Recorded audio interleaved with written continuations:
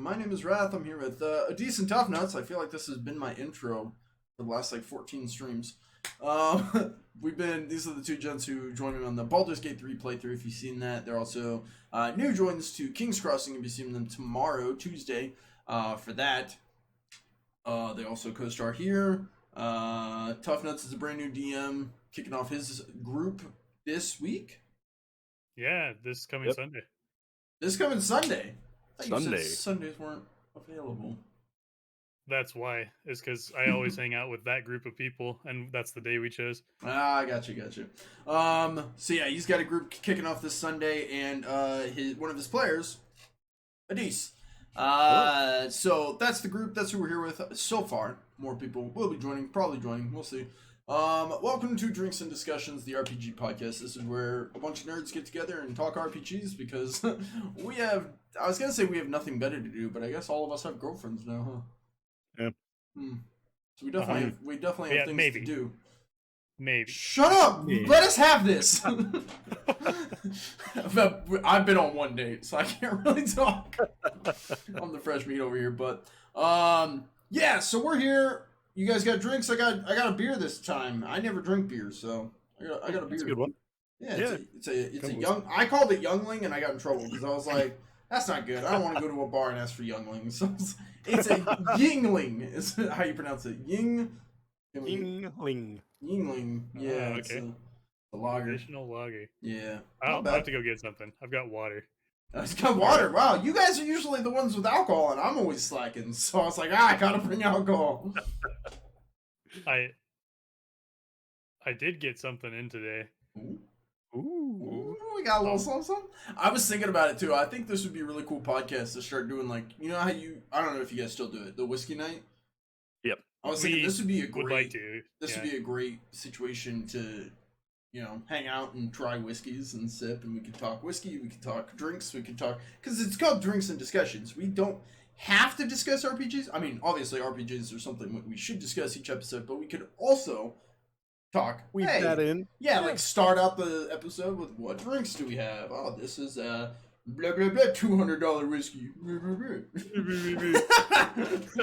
Anyways, guys, this is Drinks and Discussions episode 4. This is we all hang out, we talk RPGs. It could be anything from MMOs to single player to co-ops to tabletop games to we've even talked movies, we've talked all kinds of stuff. So anything that kind of falls into the RPG genre, which is a big genre. I know a lot of it gets related back to like classic fantasy, D&D, but I mean Star Wars is RPG, so like anything with a story, really. Basically, yeah. You look at what about like, I guess we could like define. What about like Sims? Would that I don't know if Sims would be, wouldn't it? Because you're role playing. Yeah. Huh. That's weird. Yeah. We're a Sims podcast. Maybe a crappy one. But, ooh, shots fired. The girl is texting me. Anyways, I forgot to tell her that I was busy for the next 3 hours. I'm gonna tell her so that she doesn't break up with me already. I was gonna say, see how she does with being ignored for 3 hours. That's not a great way to start. I'm busy for a couple of hours. You can do that all the time once you're married. Fuck soon. Yeah, see, I still got to reel her in. I haven't hooked her yet, So. Yeah. Where was I going with this? Yeah, so Sims is an RPG. Huh. What else? What other like weird offshoots could you throw in there? Like, what about Satisfactory? Would you consider Satisfactory an RPG? Because I feel like some people define RPG by having the character progression aspect to it. Like you have like, you level up or you get tiers of 6. And in Satisfactory, you don't technically level up your character. You level up the world around you. Yeah, I would say no. And the reason I would say no is because there's no real like character agency, like player agency. Like besides the fact that you are technically role playing, that you are a worker that works for Fix-It Incorporated, and you have to but you don't choose any of that. Like you don't get to influence like really almost anything about your character. You just progress through the tech. Yeah, so it I is feel that like in character order- agency that really gives you like, I don't know, the character Yeah. asset is what builds the RPG. Well, yeah, I feel like in order to have it be at least an effective RPG is to like have some impact on your character in the world. And like with Satisfactory, like or a game similar to that, like everyone's gonna play basically the same character, story wise. True. I'm sure you could, like, I'm the hunter and I kill the monsters, and someone else is like, I'm the builder, but that's a stretch. That's a stretch. So, have either of you guys played Raft? Played No, but I've you? seen a lot of gameplay. No, not Raft. Raft. Raft. No, Yeah, played you. You guys played Raft? You playing me? So with Raft, I was relating it just because it's one of those games where you drop in as a player, but basically all the players are the same. You can split up work. Like when Pickles and I are gonna do our playthrough, he wants to be like fishing, cooking, hunting, like dealing with all the food and drinks, and then I'll deal with like the Someone's at building my door. construction. Sorry. Go ahead. And so it's one of those ones where when he was saying, I'll be the hunter, blah blah, and you make up roles. But isn't that role playing? A little bit. I would say There's an I would argument to argue be made that's- there. there is a little bit of an argument to be made. And yeah. I guess although is there a storytelling aspect to it though? Because I feel like most RPGs have some sort of like progression of a story as well. That's true. In Raft, I believe they did add a story, so there's one to that. In Satisfactory, it's kind of just you harvest the world and you send it up to space. Yep. I would say like a game like Subnautica. You ever Yeah. played that? That has a story. I would yeah. say there's definitely a great story there. You know, you don't really level up your character, but you do level up the world around you as you build like habitats and stuff. But there's definitely a story to explore. Yep. Excuse me. Interesting. So, I was trying to think off the riff if there was other offshoot weird games that would fit. Like, Would you consider Far Cry to be a Ooh. role-playing game? I think so because I mean, you're playing as that role, that character. I think even I'm not a huge Far Cry aficionado. There's level ups? You get like level ups and stuff in that Yeah. game. Yeah, you get level ups and you get different like skill trees and stuff. Yeah. So I feel like that would fit for sure. I'm trying to think like what game wouldn't chess? like what game wouldn't be an RPG? Are we just did we you're make a podcast for everything? Like is that what we did? Uh-oh. Well, chess you're playing as a monarchy. Oh, it's a roll. Line Rider. I'm right. Oh, Is yeah. it the like Yeah. 2D jump and The sled guy. Yeah, okay. Yeah, or like Temple Run or stuff like. But I feel like in Temple Run, you're role playing as the Indiana Jones character who has to escape the temple, like that. Line Rider, you're a snowboarder. Oh, that's a role I'm playing. I mean, yeah, everything like Pong. You're There you go. You're a I don't robot. I'm a wall. That's my. I'm a wall. I'm role playing as a wall. Huh. I mean, yeah, it depends on how generous you want to be with your definition, but it is very broad. Yeah, I'm gonna look up the definition of RPG. While you're doing that, I'll show this. Yeah. Let's see. So, there's one person that can't watch this stream because this is a gift. Oh. Oh man, where'd you find that? I didn't find it. It was online. I shipped it in from Europe, but this is a very nice bottle. Probably best bottle, maybe second best bottle I've ever touched. But this is a Scotch. It's an Isla Ardbeg Dark Cove. This was released on it's called Ardbeg Day in 2016. And they sold them to people that were there for the event in Scotland, and it's only been sold that day. It's never been remade, and it's supposed to be one of the best Ardbegs that's ever been made. Damn. How'd you get your hands on that? They were just selling them online? You'll see them online. I've seen them up to around 1,000. This one I picked up for like. Yeah, that's right. You came in here with $200 whiskey. You got fucking outshone. We got $1,000 whiskey now. This one next week you gotta bring $10,000 whiskey. Yeah. Well, that means today I need a new job. Me too, man. No, notice I'm putting this between you two. I didn't jump in to bring it. But anyways, this one is a gift for my brother-in-law's wedding. We're gonna toast at the wedding with it, and I had a bunch of people pitch in for it. I like it. Huh. And I got it on a good deal. We spent like 500 on it. That's not bad though. That's that really much? good. Yeah. That's Dang. a really good price for that. Yeah. Wait, bro. Oh, okay. Brother-in-law's wedding. Oh, okay. They're getting married? Yeah. Is that wait? That's the one that we were just talking about? Yeah. Yeah. Oh, cool. Good for them. Dang. You guys spread a little disease at that sounds bad. You guys spread a little love at your wedding. Everyone that was there is getting married. Yeah. Yeah, it's been 3 weddings in 3 years, like slightly under 3 years. Mm-hmm. Just popping them out. So next year is you or me? Which one of these? Flip a coin. Okay, and then we'll go the next year. Whoever's gets. Sounds good to me. There you go. We'll just keep it going. Tradition. I don't want to wait 2 years. I'm old. Let me go first. You're still young. You got time. Age before beauty. Yeah. Yeah. I'll take it.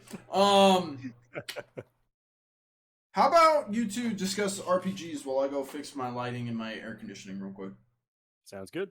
What did I tell you to discuss? Did I say RPGs? RPGs? So just I meant BG3, but you guys can discuss any RPGs. Okay. Yeah, just discuss RPGs. Give me 2 seconds. Yeah. Cool. So for those that don't know, we've been doing a playthrough of Baldur's Gate 3, the 3 of us here, the Wrath, Adam, and myself, and I have to say it's been a fun playthrough. I really like our characters. Adam, do you want to talk about the characters a little bit? Yeah, so I think we have a good dynamic going with a good range of abilities, minus the one. He does have good abilities. He's not using them. He's using the wrong abilities. I got tilted last game. For those that don't haven't seen those games yet, I got tilted because I've got a bard that is like I built it to be rightfully so tilted.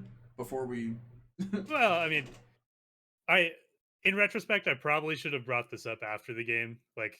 Yeah, because now it's on a YouTube video, so. Yeah, but it is what it is. It's authentic, but I built this bard.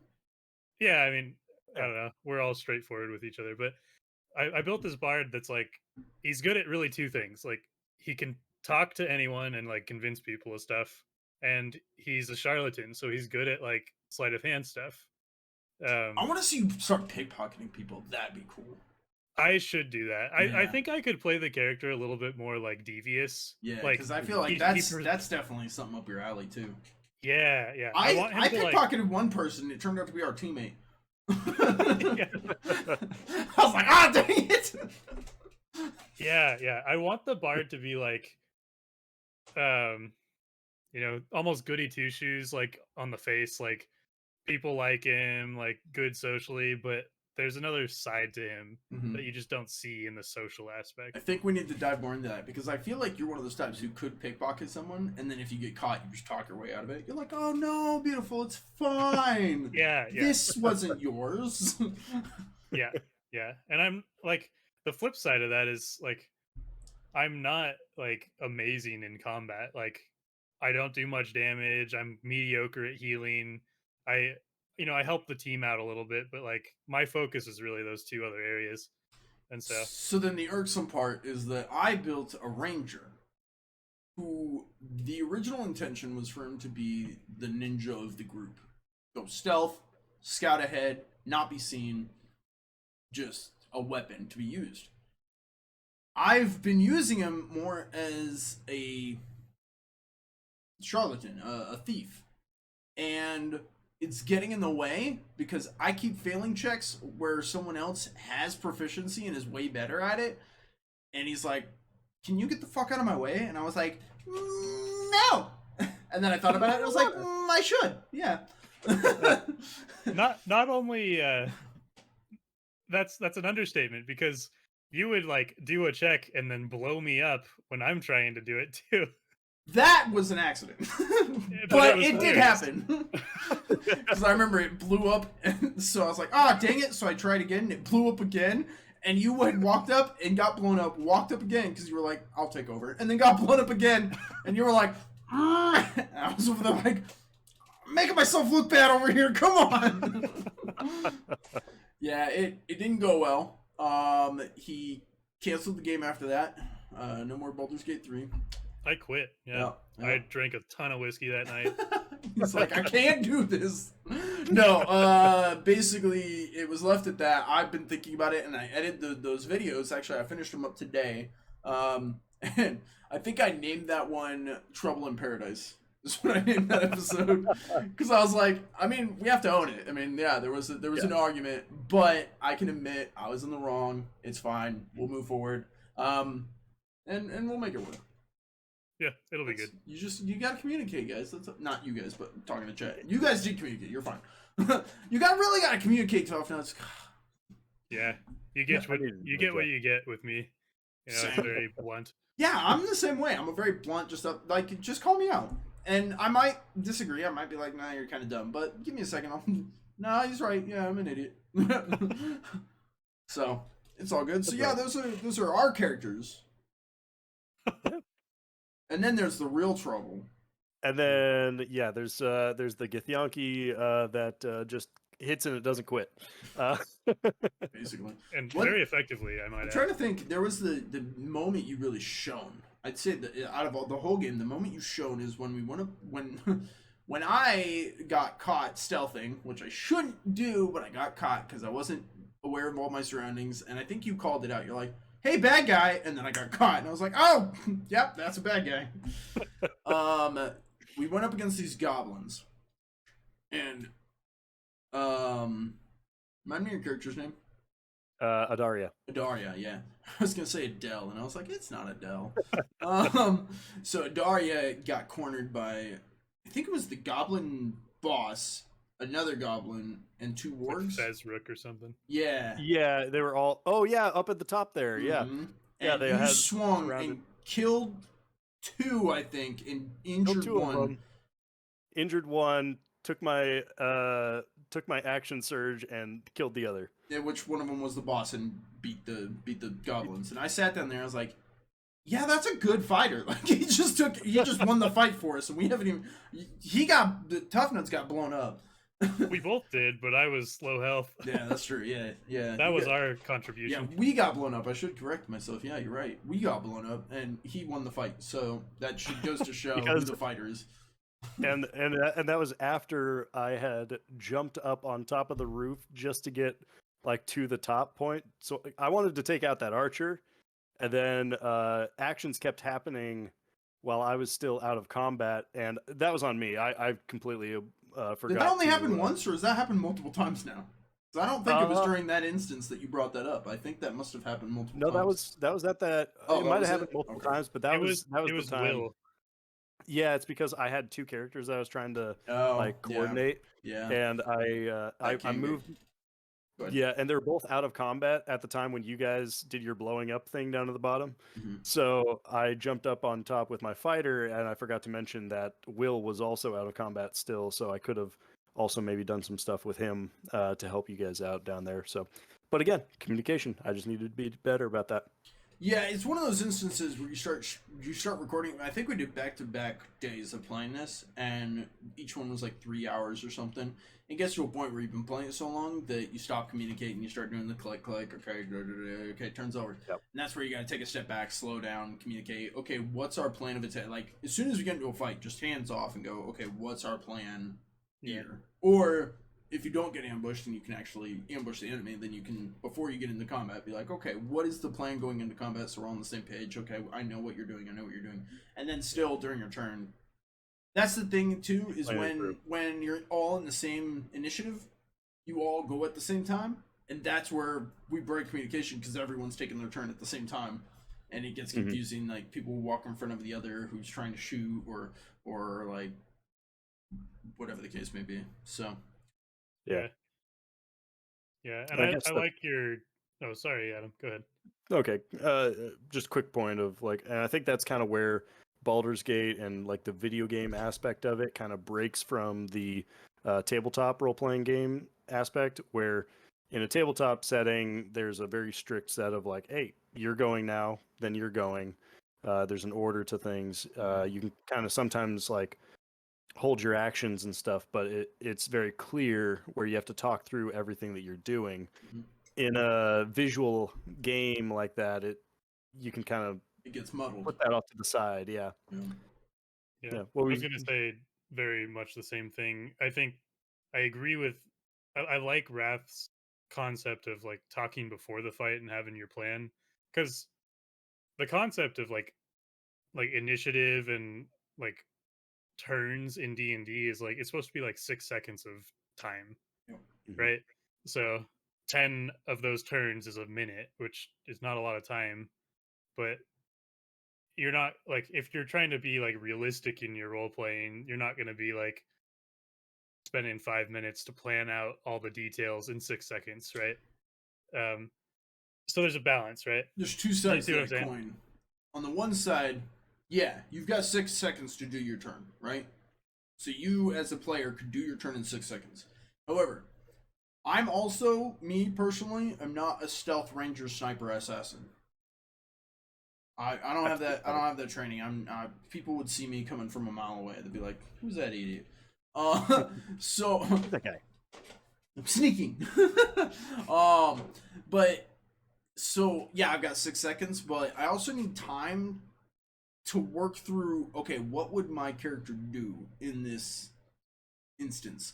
Because I am not my character technically. So like, where my character is a super sniper stealth assassin, he would do super sniper stealth assassin stuff.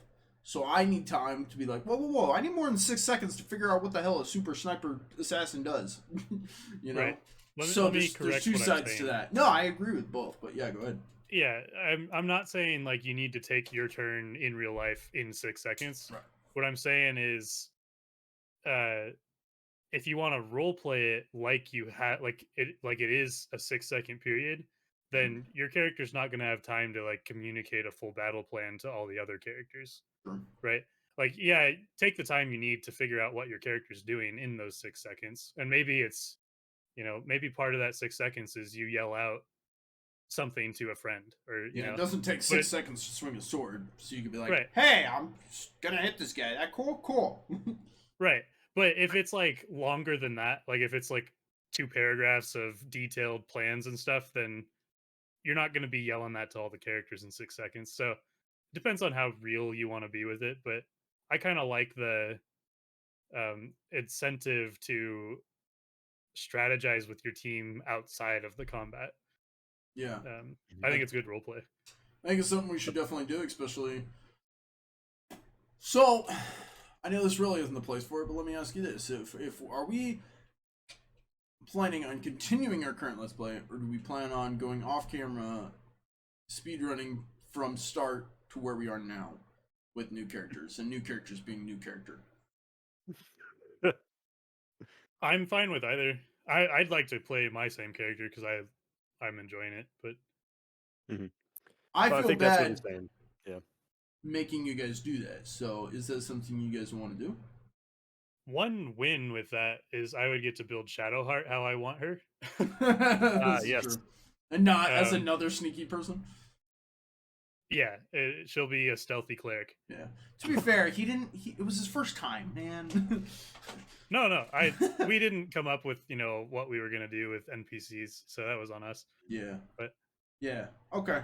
Then maybe we can do that Wednesday. We'll just not stream it. We'll just use Wednesday to speedrun as best we can. It's like skip dialogue and everything. I don't know. Yeah, skip cutscenes and all that because I won't be recording it. We've already got all that. We'll just have to get up to the point where we left off. so I'll have to double check where that is. We had Well- just entered that lower cavern system where the spider webs were. Oh, that's right. Yep. So We'll we're have getting ready to- to go into that cave. We'll have to be careful to make sure we do like similar dialogue options, though. Hmm For the Uh, most part, yeah. Just pick what your character would do, and we'll go through, and it should be fine. Yeah. Just make sure we side with whoever we sided with, and blah blah blah. Right. Okay. Cool. Then we'll plan for that. That's a good plan. All right. Well, there you go. There's some background talk that you guys won't see on the Inside baseball. battleground. So, No, what will your Baldur's Gate. character be? That's a good question. I'm thinking rogue for sure, because I think because if I want to make a stealth assassin sniper, getting the sneak attack bonus where I'm stealth and I shoot and get a huge bonus, I think rogue is the way to go with that, not ranger. Where ranger is a ranged focus, they're more focused spells and like animal companions and stuff. And I was like, it's not really the route I want to go. Yeah. So I'm thinking rogue. I don't know what race. I'll have to hop on and check that.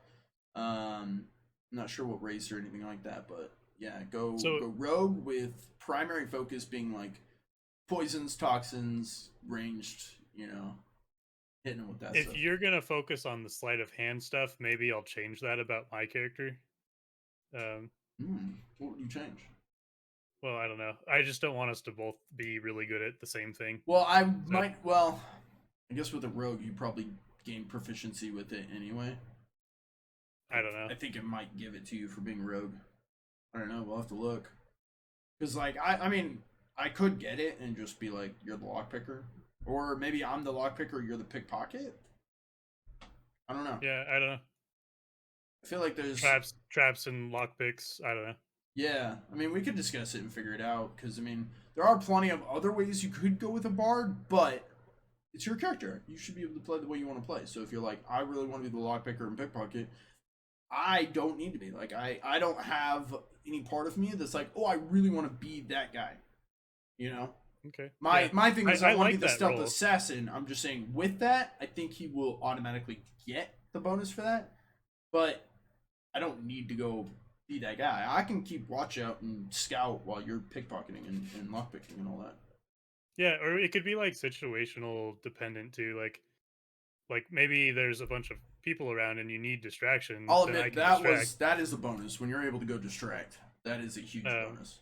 So we could like play off of it with that, or maybe if there's nobody around, then I could do it and you could make sure nobody comes around, type of thing. Like a goblin scout. doesn't walk up on your ass. Yeah. That made me so mad. I was like, no, I'm supposed to be the stealth scout. I got caught so easy. Oh yeah, that made me mad. It's a good playthrough. If you guys don't know, go watch the Baldur's Gate 3 Let's Play on YouTube. By the time YouTube sees this, you'll have a couple episodes out, so you can go watch. It'll be cool. Well, how far are we in? We're only 30 I'll minutes. just I'll just keep hitting things. Yeah, would you change anything about your character now that you've had some experience and kind of have an idea what to expect? Well, the one thing I would say is that she is not good at like any skill checks, but I'm actually okay with that because I'm jump. fantastic in combat. I can jump. Yeah, You can I jump. can jump We real can't far. jump. There've been so many instances where we get to a cliff and we're like, well, Adaria, I can't make it. But you still can't lift rocks. Yeah. No one's been no, able to I lift think- that rock. I wonder who so- can lift that rock. So I think I might be able to. Maybe. Maybe I need a strength of 18. I think we tried that. We gave Lazelle a strength of 18 and she still couldn't lift it. Maybe you need a strength of 20. I don't know. Yeah. Well, we did actually get. I think I glitched it and got the chest underneath. That's right. You're like, yeah, your chest is right here. I'm like, where? What? What? Yeah. Yeah, so you'd still go fighter? I'd still go fighter. Still big whack, big hits.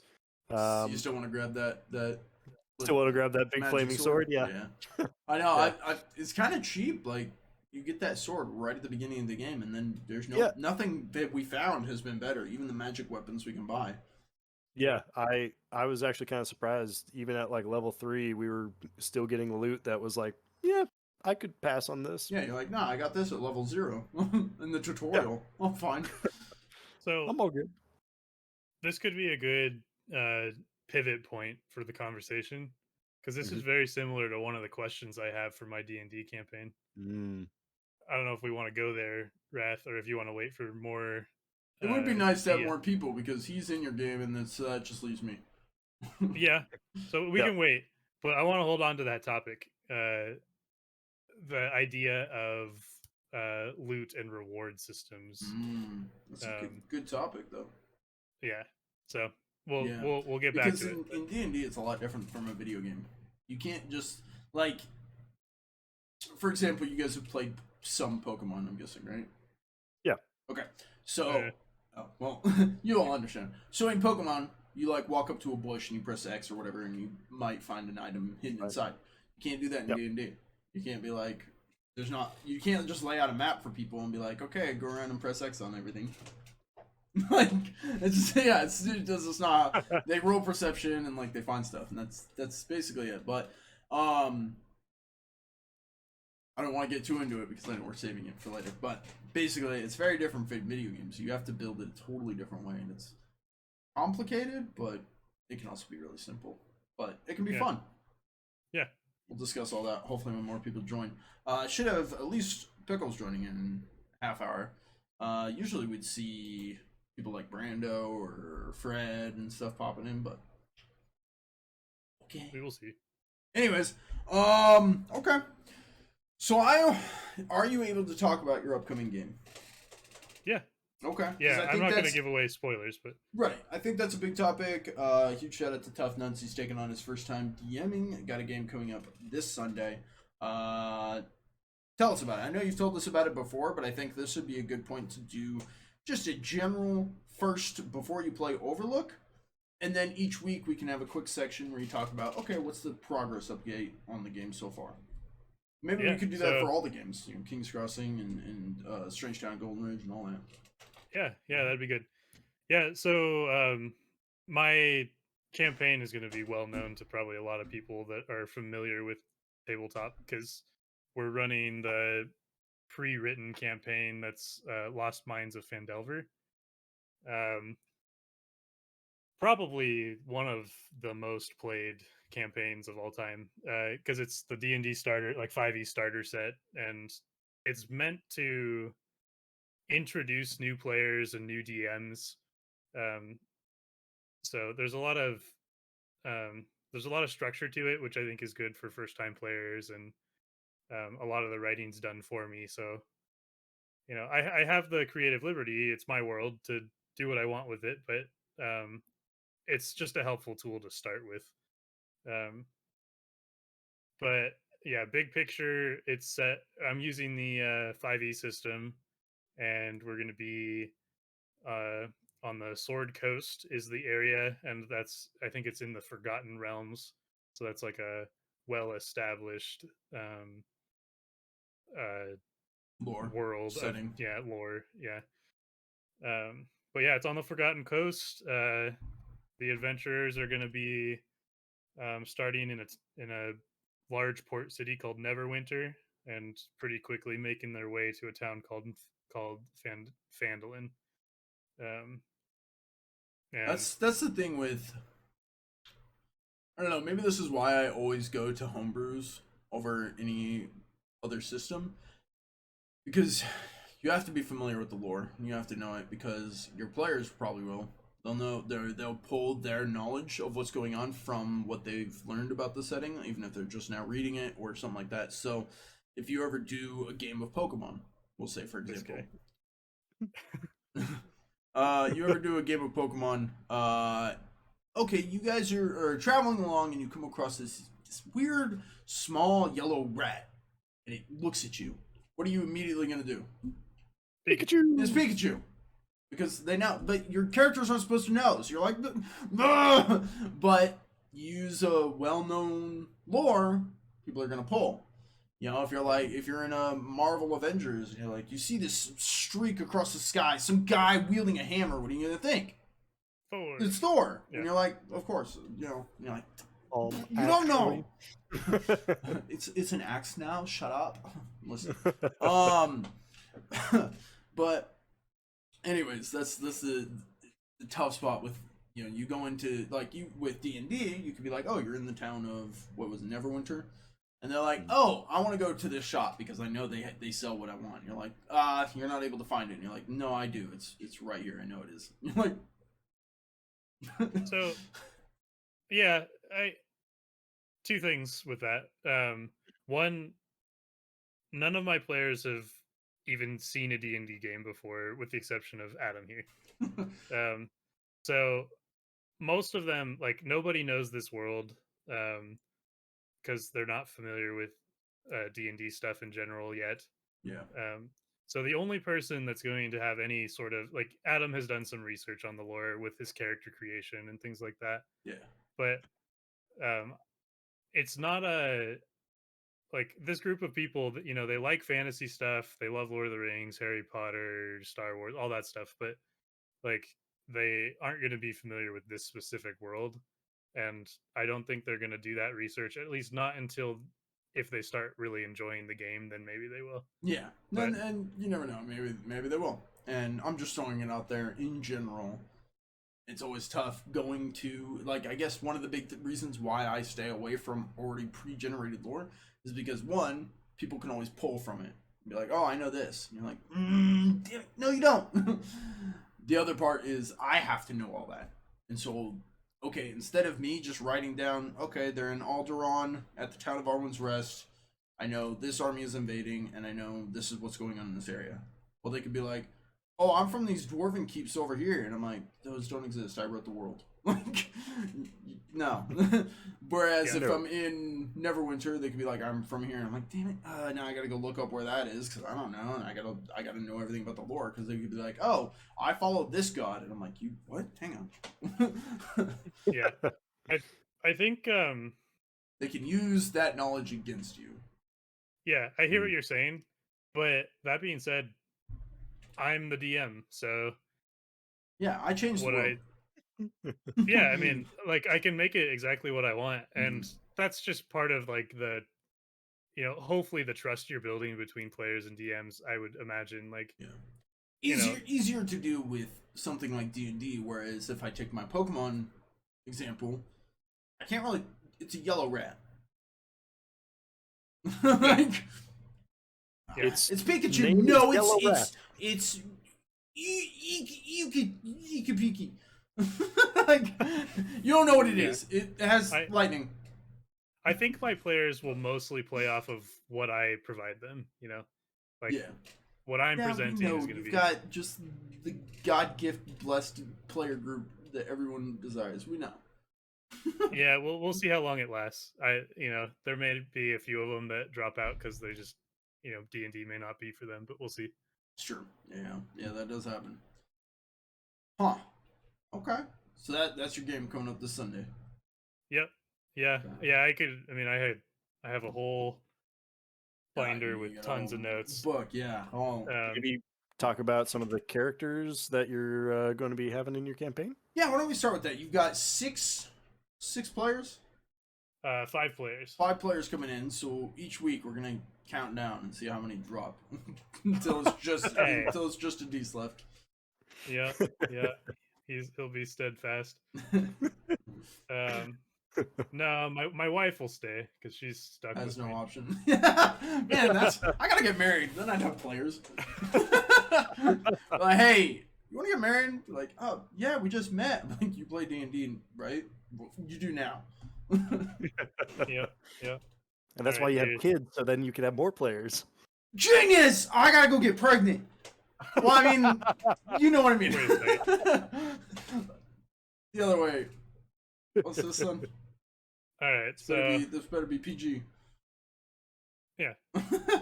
Like, I'm gonna start with Adam's character, and Adam, you can introduce your character.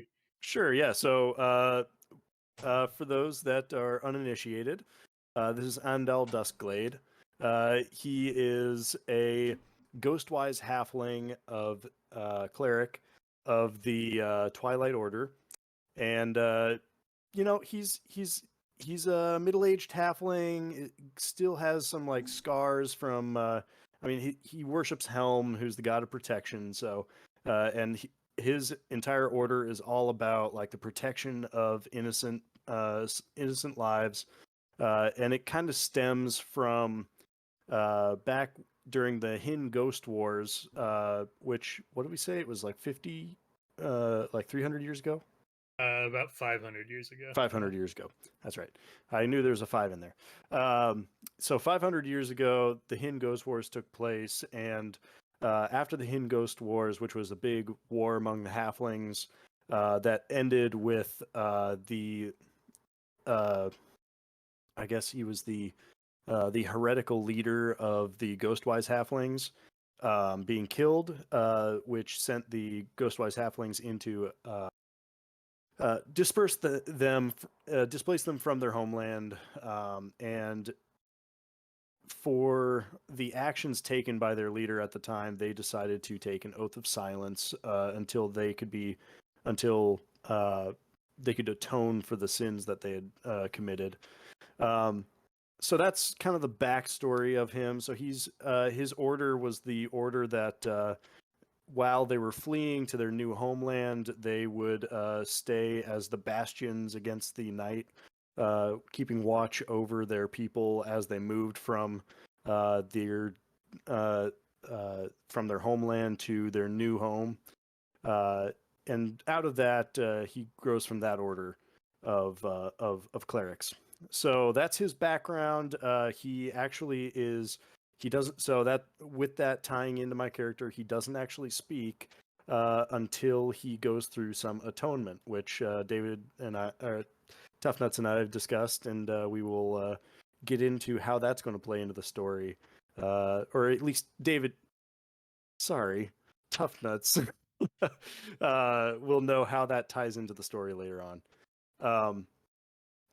But Endal's been sent by the High Cleric to go and check out and protect this town that's being rebuilt. He doesn't quite know why or how it's being rebuilt or why it was destroyed in the first place. But when the High Cleric tells you that you need to go and fulfill your charge, then you need to go and fulfill your charge to protect that place.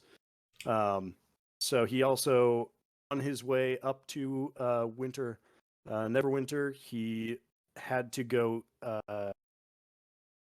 west from the Chandal Woods to Baldur's Gate, where he caught a boat with Barton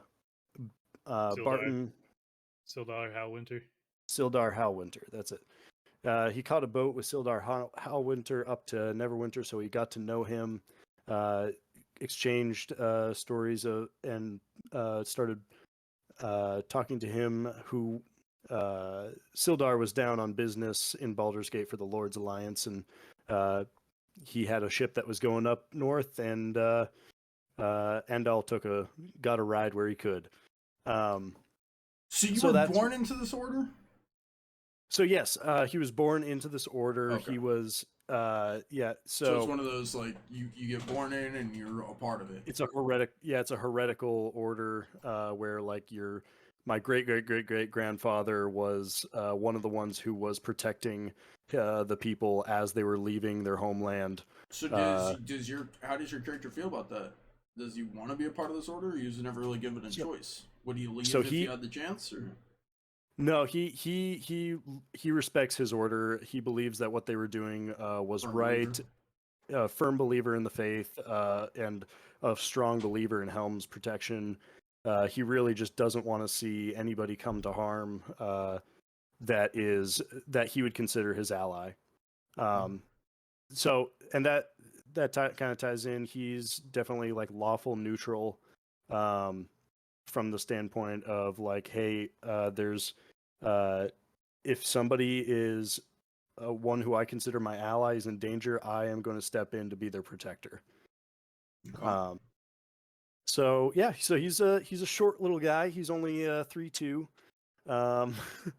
and he's got he's got some pretty good insight, some pretty good persuasion, but his main thing is he is a sturdy fighter, being that he's like going to be protecting others.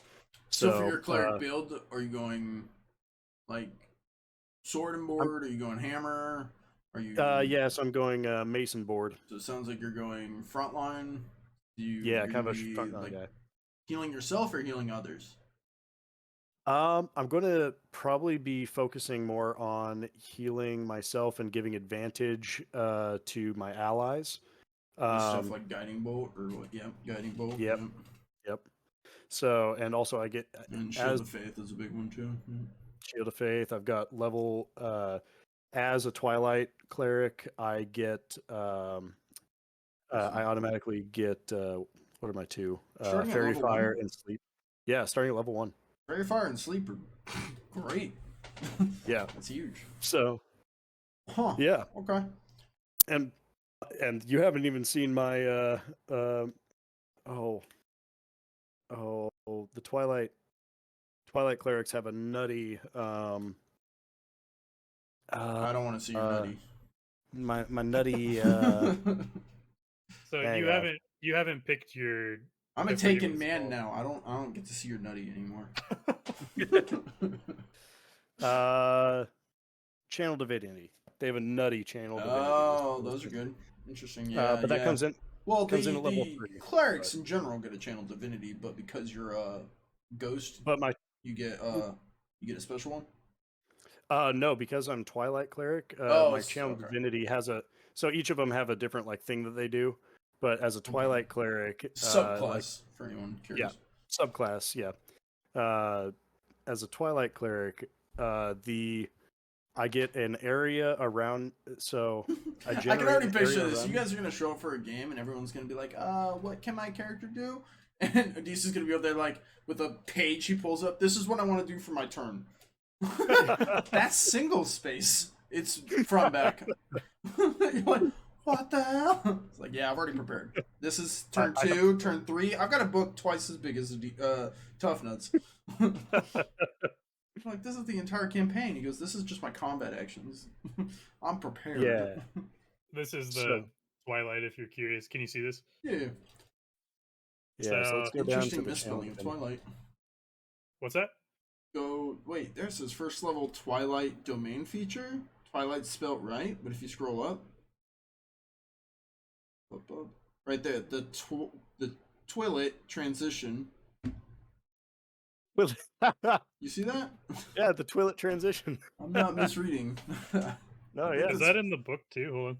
Yeah, hang on. Yeah, it is. In my printed version, it says that too. Maybe it's supposed to be? I don't know. That's the first thing I saw. I was like, that's a weird misspelling of Twilight, but then you scroll down, it's like, no. They spelled it right every other way. Well, technically, I guess it's like Twilit, as in like the past tense of light. Fam. Twilight, fam. Twilight. Interesting. But yeah, you pick your domain at level 3. 3. Yeah. Or, wait. Well, you pick your domain, like you follow your domain, but you don't get your channel divinity until level 3. Right. Yeah, so you have your domain already, but not the divinity. Yep. But if you go down to your channel divinity there, so as an action, you present your holy symbol, and a sphere emanates from you. The sphere centered on you has a 30-foot radius and is filled with a dim light. The sphere moves with you, and it lasts for 1 minute or until you are incapacitated or die. When a creature, including you, ends their turn inside the sphere, you can grant that creature one of these benefits. Temporary hit die equal to 1d6 plus my cleric level, or I can end a charmed or frightened condition. So every time that they end their turn inside of my sphere, so all of my fellow frontliners that are up there with me would get 1d6 when they end their turn of temporary hit points. That's cool. That's a good buff. Yeah. Huh. This is making me want to go start up Baldur's Gate 3 and get going on it. I'll be honest, man. I was so tempted to cancel today's episode so that we can get back into Baldur's Gate, but I was like, no, we need to do drinks and discussions. Yeah, no, this is a good time too. But I get it, the BG3. And that's one thing about, the video game, again, like there's so much content out there for 5e, like handbooks and stuff. Like Adam with his cleric, he had like, I don't know, probably 10 to 15 domains to choose from. And that's without Yeah. any homebrew Yeah, content. it's not all in the game. Plus, And that game is, I mean, you think about the entire world of the Forgotten Realms and Eberron. This is just one tiny, like, we've literally been on one little island. yeah. Yep. And we've got, I think, currently 13 episodes going up on YouTube. 13 episodes, approximately an hour to 2 hours long. Where we've And just we're been being on one thorough, yeah. but yeah. It's like there's that Yeah. much content that you can throw into it that, like, you could have. I mean, you think about it, 13 hours. That's how long are your D&D sessions going to be? Probably around 3 hours. Yeah, so you've got a month worth of content of people just hanging out on one single island, one single little little area. Yeah. A month worth of content, and we aren't done. Like, there's still plenty more to do. So Yeah. that's how crazy it can be. Like, I mean, my players, we went through King's Crossing, and we went through 7 episodes, so 2 months worth. And they went from a town to a mountain and back along one path. It took them 2 months to get through that. So I mean, yeah, you can pack so much content into such a small area. Yeah. And it still feels like I mean, think about Baldur's Gate. It feels like a massive area, doesn't it? Feels like it. We were in the ship. We were in the crypt. We were in the Druid's Grove. We were in the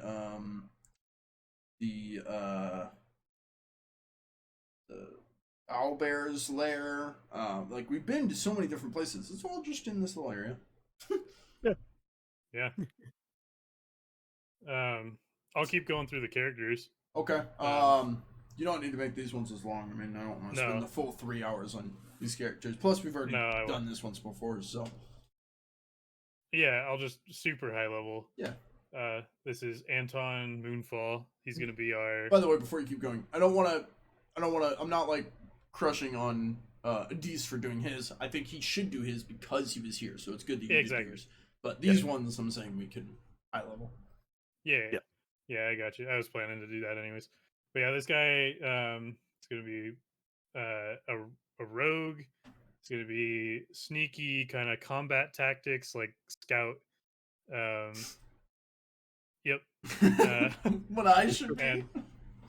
And his character is very driven by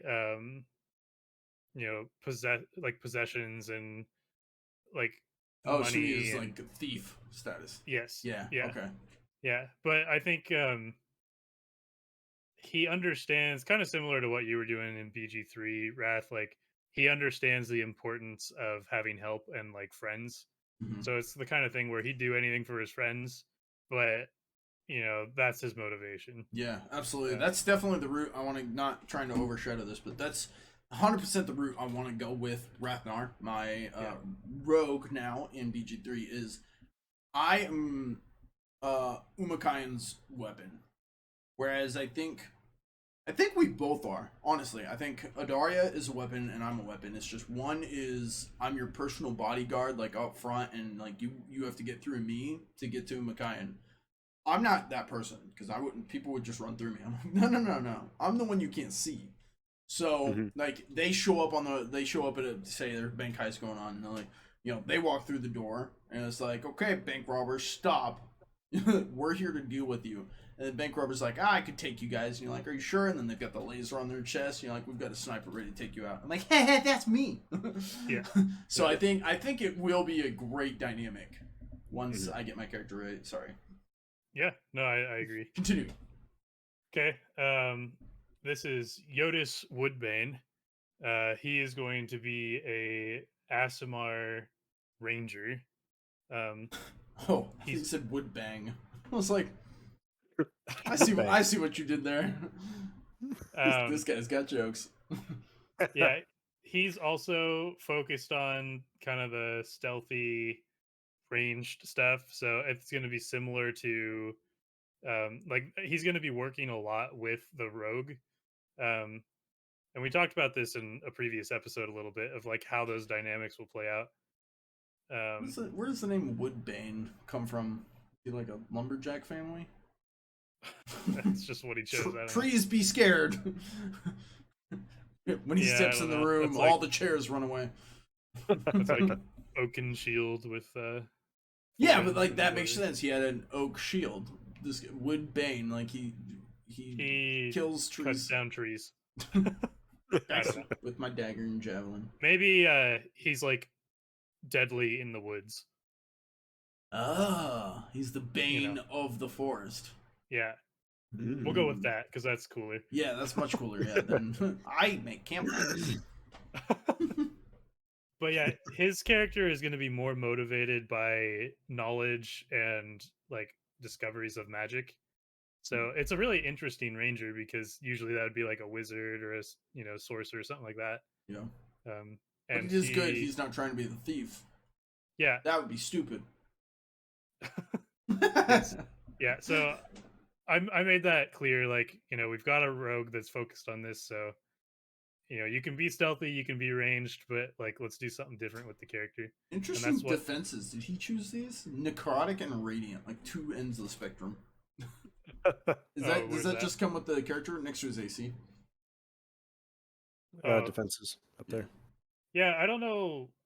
So the necrotic comes from being an Aasimar. Okay. And I guess Radiant does too. Oh. Okay, so it's two ends of the spectrum. Necrotic and Radiant is like dead and light. Yeah. Interesting. Yeah. So anyways, that's this character, high level. Moving on, this is my wife's character. We'll wait for it to load, but she's going to be a druid, a half-elf druid. And she's going to be kind of... What half-elf? I'm just looking at names. Elenarl? Yep. She's going to go by L. Amberkeep. Amberkeep. That's a cool name for like a place. The Amberkeep? Yeah. I might use that. Can I use her name? Amberkeep. It's like a location in King's Crossing. That'd be cool. A woof. A woof. A woof. A woof. A woofer. Yes, mute. A woof. Oh, I thought he was going to deafen himself because we were over here woofing. He's like, oh god, these guys. But no, my wife's planning on playing this druid, actually very similar to kind of how I'm playing the bard, in the sense that fairly charismatic, but also just very much a support role. Like she'll be kind of keeping her distance in battle, and she can be a scout because she's gonna be shapeshifting into a hawk, and she's going to be kind of using things like if I go to her spells here, she'll be... I wonder if my animal companions, granted I'm going to be changing my character, but I wonder if my animal companions could scout. Like if I sent my bird out, would it get spotted and bring us into combat? Or would it just be a bird flying around and we could be like, oh look, there's this stuff. Yeah, I mean, worst case, they kill your conjured familiar. And then I just summon it right back, yeah. Yeah, and we're nowhere near it, so... Hey, Pickles, how you doing, man? You joining us? We're wrapping up some character talk, and then we could use you for a discussion we're waiting to get to. Continue on. But yeah, she's got some healing to support Adam's character in that, and utility. Entangle's great. Yeah, Entangle is a good battlefield control. Fog Cloud. Fog Cloud's a tough one because it can really be a detriment to your party as well, because like if you use it on yourselves to block vision so that enemies can't shoot at you, that's great, except then you can't see anything. If you use it on the enemies so that they can't shoot you, great, but then you can't see the enemies. Yeah, it's like so it's more I don't know, I feel like the best use of Fog Cloud would be if you need to like retreat and you're like, please stop shooting at us, we're running away. Fog Cloud, now you can't see us, okay, bye. And it's like the poof, and then you're all gone. Yep. Yeah, it's a smoke bomb. Yeah, that's basically what I think it is. Yep. Yeah, and then she's just got the basic, producing flame. You can throw that flame. creating water, speaking with animals. Fire, earth, water, Air. Yep. So that's her character, and then the last one is a dragonborn monk. This You've got. player still I needs. love that your character or your players really have chosen like druid and monk. I feel like are two that I just don't see people choosing very often. So it's really cool that your players, like first time players, went to those. Yeah, I can't Yeah. remember the last time I've ever seen someone play monk. So. maybe. I mean, if I wasn't playing Nimwort in King's Crossing, I would consider a monk. That'd be Monks like are my cool, next. man. When you see what they can do and how much they can do in one single turn to a single enemy, It's you're crazy. like, oh. Like, Yeah, if you Well- get in one-on-one combat with a monk, you're basically screwed. yeah. So, she's got an interesting character too. She's a dragonborn, so she's got her breath attack with a line of fire. I think Which is she gonna be went great. with- Yeah, she's gonna be in melee distance anyway, so she can just like blast, smack this guy. If more people run up, just haha, you're on Yep. fire, and then go back to Yep. smacking this guy. Yeah. She's a brass dragonborn. And Brass. yeah, she's gonna be going. I think she wants to focus on like the unhanded, like or unarmed combat. Yeah, unhanded. Yeah, no hands. Unhanded. Hits him with the No hands. robos. So yeah, She's I like still need to work that dude with- from SpongeBob, the Peggy the Pirate or whatever his name is, where he walks around in all the sticks and his hands are sticks and his legs are sticks. Yeah. So I need to work with her a little more on backstory for her character and connecting her to this world a little bit more. Okay, But yeah, that's gonna be her character. sweet. So. Since Pickles hasn't been able to join it quite yet, let's talk. Let me close this. Here we go. I don't need to stare. Thank you. I was like, I don't need to stare at us, staring at us, staring at us. Let's talk your guys' characters for King Crossing. New episode of King's Crossing comes live tomorrow, right here on Twitch, featuring who? Go ahead, Adam. You keep pointing, like for me, I don't know if you've seen my stream, but for me, you're down there by yourself and you keep pointing to the wall, like to nothing. I'm like, who's this? Is this Pickles? He's working on it. Okay, you guys go ahead while you figure some stuff out. Let's see. I'm trying to remember the name of my character. Adarag. Adarag, that's it. Yeah, so I've got Adarag. Wow, my game is so memorable. Sorry. I'm not used to looking at character sheets. We haven't even played yet. It's fair. Yeah. It's fine. Yeah. Hey, there he is. Hey. Hey, Pickles. Hello. You're gonna learn about the two new travelers coming into into Arwen's Rest. And Yeah. then after we talk about this real quick, they're gonna real quick just breeze through kind of who their characters Just are. brief synopsis. Yeah. Yeah. So Adarag, he's kind of a merchant class guy. He's a smuggler who's been doing his trades around the city of what was the name of the city? I don't have my notes Go up. for It Rondo. can't be Arwen's Oh, Rest. Rondil. Oh It yeah, can't be Arwen's Rest. Star. Shut up, Pickles. Smuggling around the town, you just be like walking in a circle and nobody would stop you. There's no businesses. Here's well, Bob's there's- Lodge. you can, yeah. And to be fair, you haven't even explored the town. You've been up and down one road. And we cleaned that road up real nice. You did. It's a very nice Starhaven. road. Othrondo. Starhaven. With Rondil, Yeah. where the Starhaven Academy is. Kingdom of Angelonia. Yep. Yes. Yeah, I was thinking of like City of Angels, and I was like, no, that's Los Angeles. Los Angeles, yeah. We are Isn't not putting accurate. that. No. But yeah, so he sometimes did some like back alley trading with some above board and some below board trading at the Star Academy. You could almost call it under the table trading. Oh, Under the Table is my name of another talk show where we discuss after post-credit scenes of the sessions. Anyways, continue. yeah. So he's kind of a smuggler, and he has a little bit of a twisted past with a bargain struck with a god of luck that ended up cursing his family, but he's trying to find a way around that and figure a way how to pay off that bargain. There you go. Adareg, the smuggler, is coming to Arn's Rest. Coming to an Arn's Rest near you. What about you, Tough? I'm going to be playing a little tiny gnome named Nimwort. Oh, fun fact, Pickles, we were looking at this. You have a gnome, a halfling, and a dwarf. And then Grunkle. Well, yeah, it's weird that everybody wanted to be tiny. I thought it was interesting. Everyone's a tiny character, and then Grunkle's the biggest character in the game. Anyways, so yeah, he is an engineer by trade and very gifted with his mind on coming up with innovations for the world. Also came from Starhaven in the kingdom of Angelonia.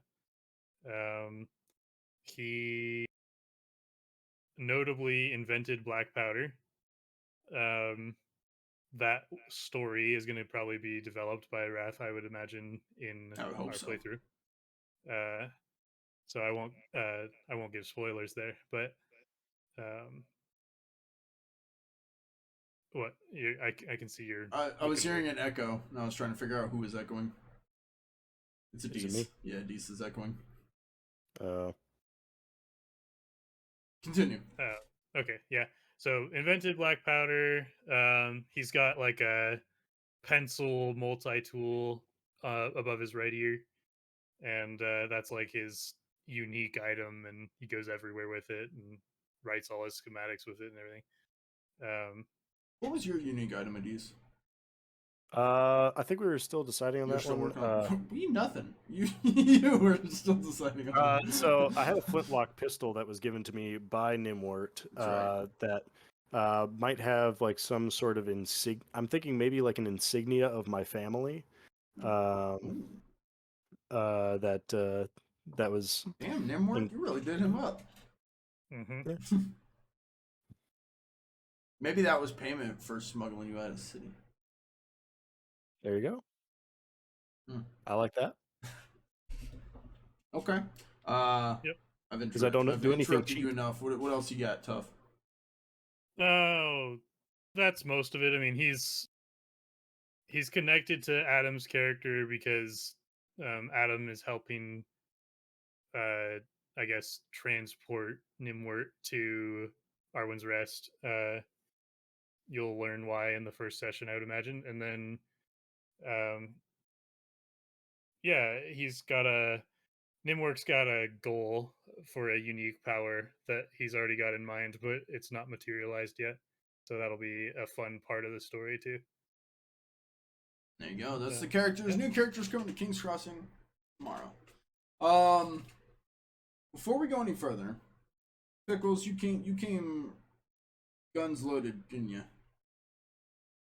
I came from work. I can't take guns to work. Fair. You came with Hez dispensers loaded. I mean, yeah, I was left with a lot of questions after the last discussion. Uh-huh. Specifically aimed at these two because they really irked you. Well, yeah, okay, no, please don't give me that face because I don't have the balls to He doesn't be have the mean to camera people. to respond. Well, there's also that, but so I've refined my questions down to what confused me because I'm not trying to be mean. I want to understand. Mhm. You know, like you guys like fantasy, and I find myself often disliking fantasy. There's some that I like when it's like ironic fantasy, like Your Highness, starring Danny McBride, James Franco. It's funny. It's got some like adventure stuff. I like Harmon Quest. That's a little bit like ironic fantasy. Yeah. So I'm not like 100% against the genre, but you guys have said that you're very passionate about fantasy, Mhm. and I am not. And so it made me think, all right, so we do this improv game where it's really simple, and I get to see what you guys really love about fantasy. Like, what makes you like really want to roll dice? Like, You know, like some people might So- say, oh yeah, in the past, Pickles has been really about necromancers. So you know that's what he would bring in if he made his game. Is oh, we're gonna fight some zombies, necromancer going through the catacombs. Really, Pickles? Well, Are we it's talking? it's just traditional. Are we talking the one shot that we created? Yes, and so that's where I was left a little baffled. Is like I was like, so is this what makes you passionate about fantasy? Is my first question. So I don't know that the one shot is the best example of what would make us passionate about fantasy. For anyone tuning in, we are running a one shot next week, one that we created together, which is basically just a summary of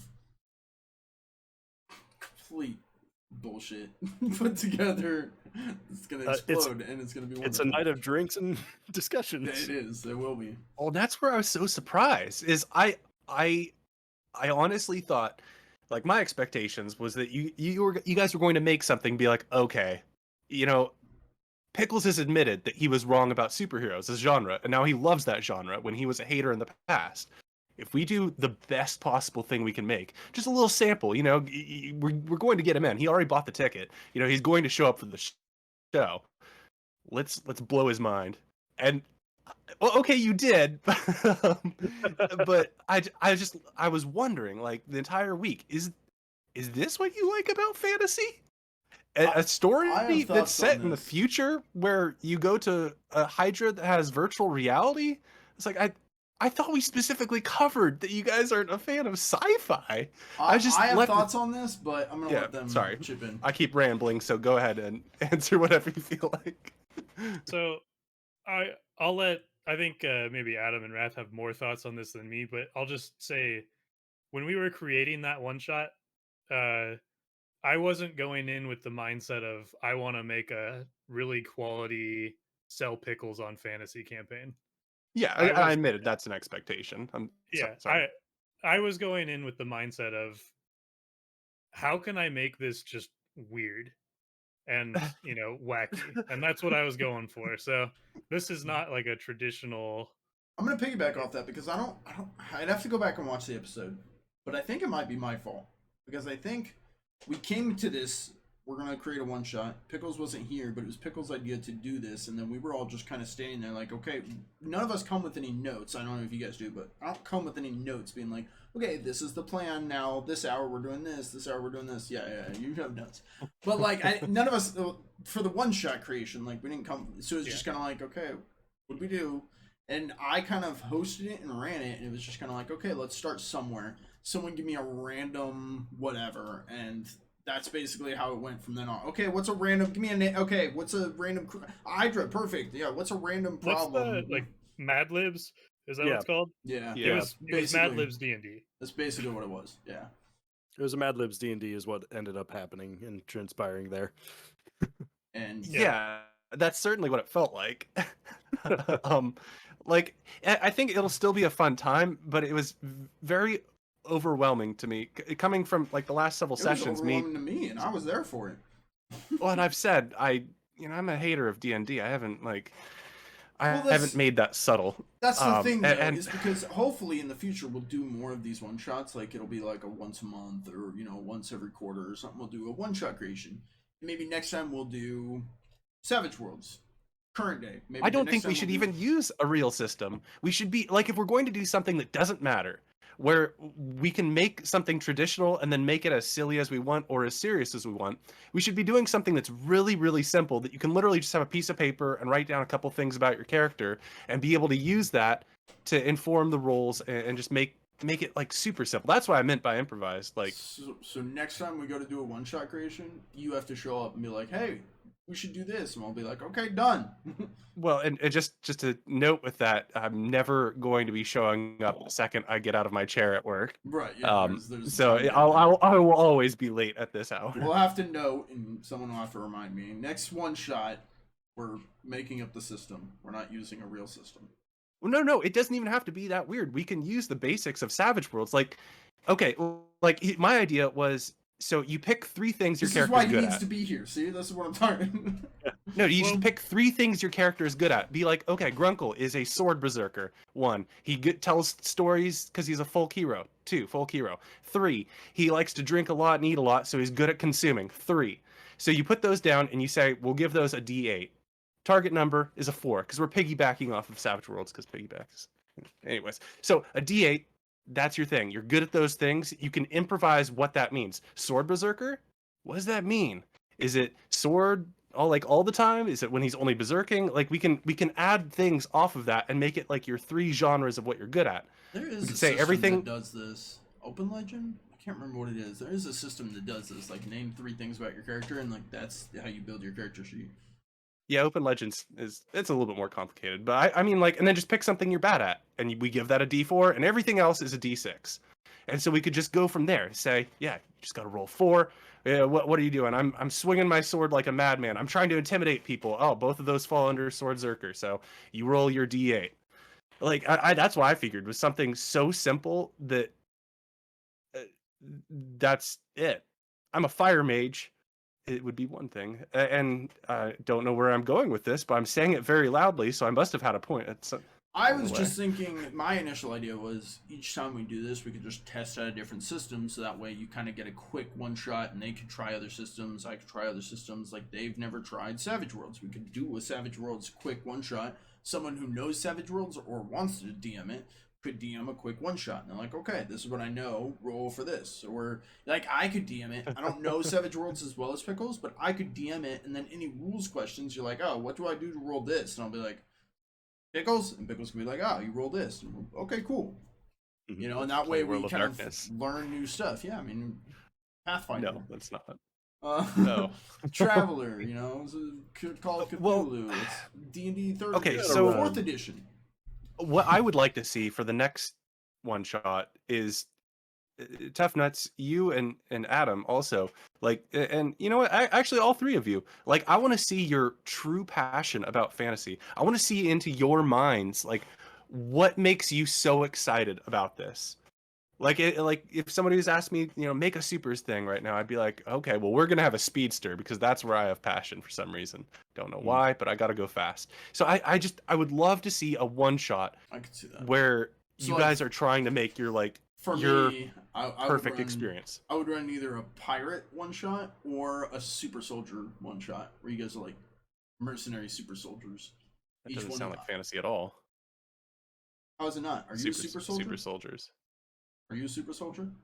Well, no, that sounds like, I mean, that's like So it's modern almost sci-fi. Like, it's almost like fantasy roleplay. Okay. Well, it could be either, right? You know what I Because mean. it just depends on like the time period you choose. And Star Wars is fantasy. Okay, no, it's sci-fi. Come on. No, no. With every era, there's a different genre of adventure.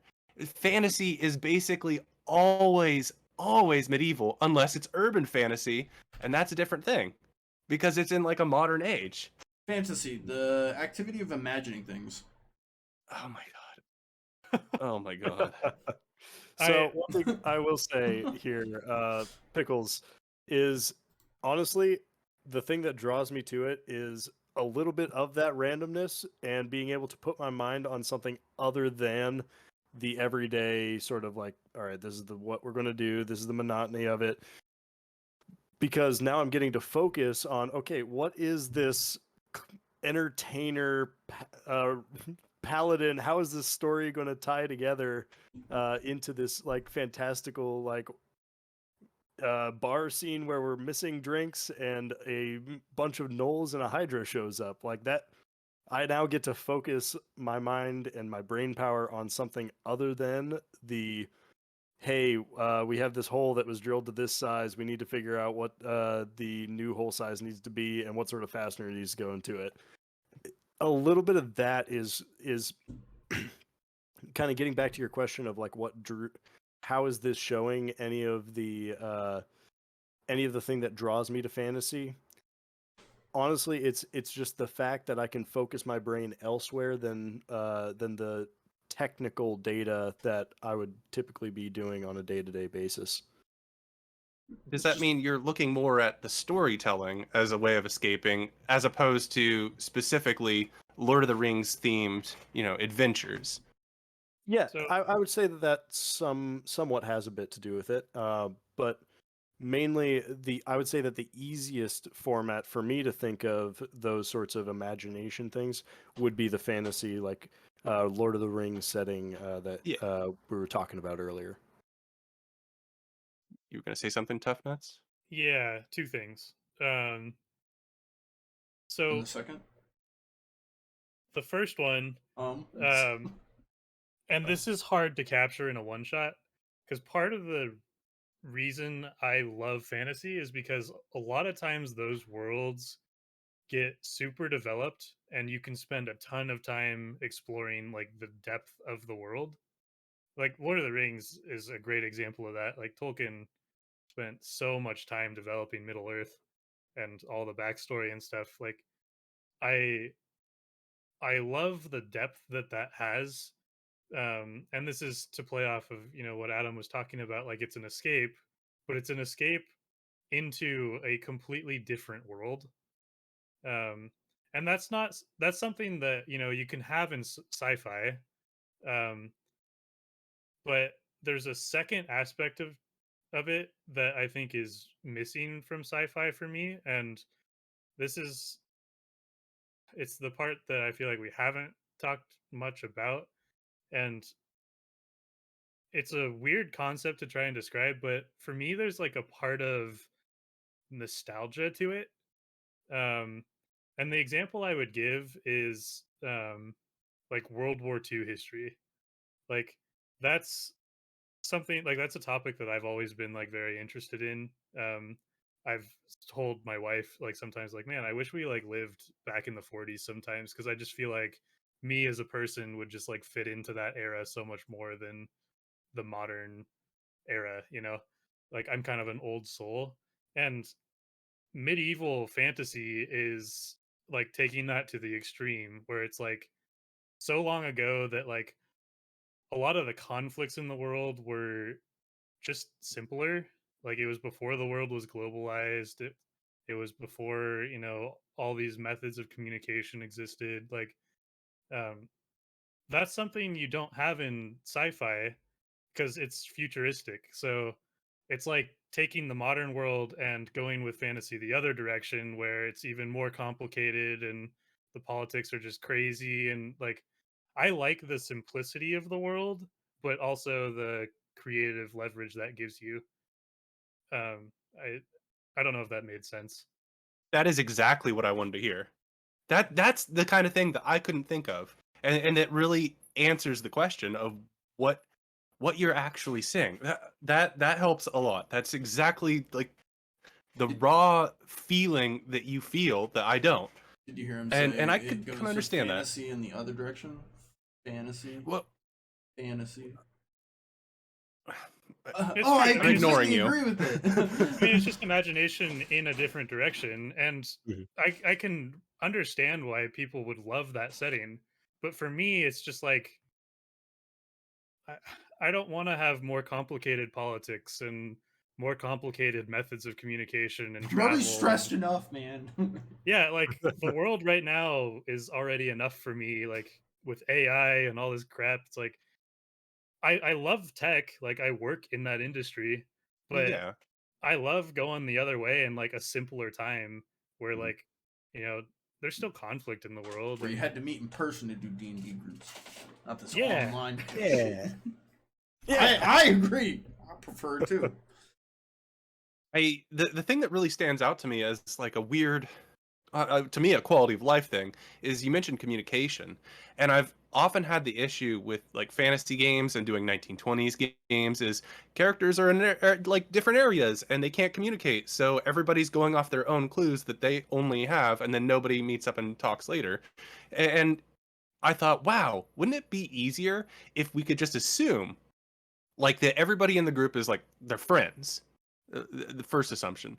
The second assumption that they all just like, okay, just talked with the priest. He said some really fishy stuff. He So said that something they're about the friends and docks that and they about the grocery communicate. market. But like we could assume everybody like shares that with a quick text, is so that way you guys all know what I just saw, and you're just going into the docks right now to talk to some like people at the docks because we split up for some reason. Like found it to be a quality of life thing there, and so that really feels fascinating to me.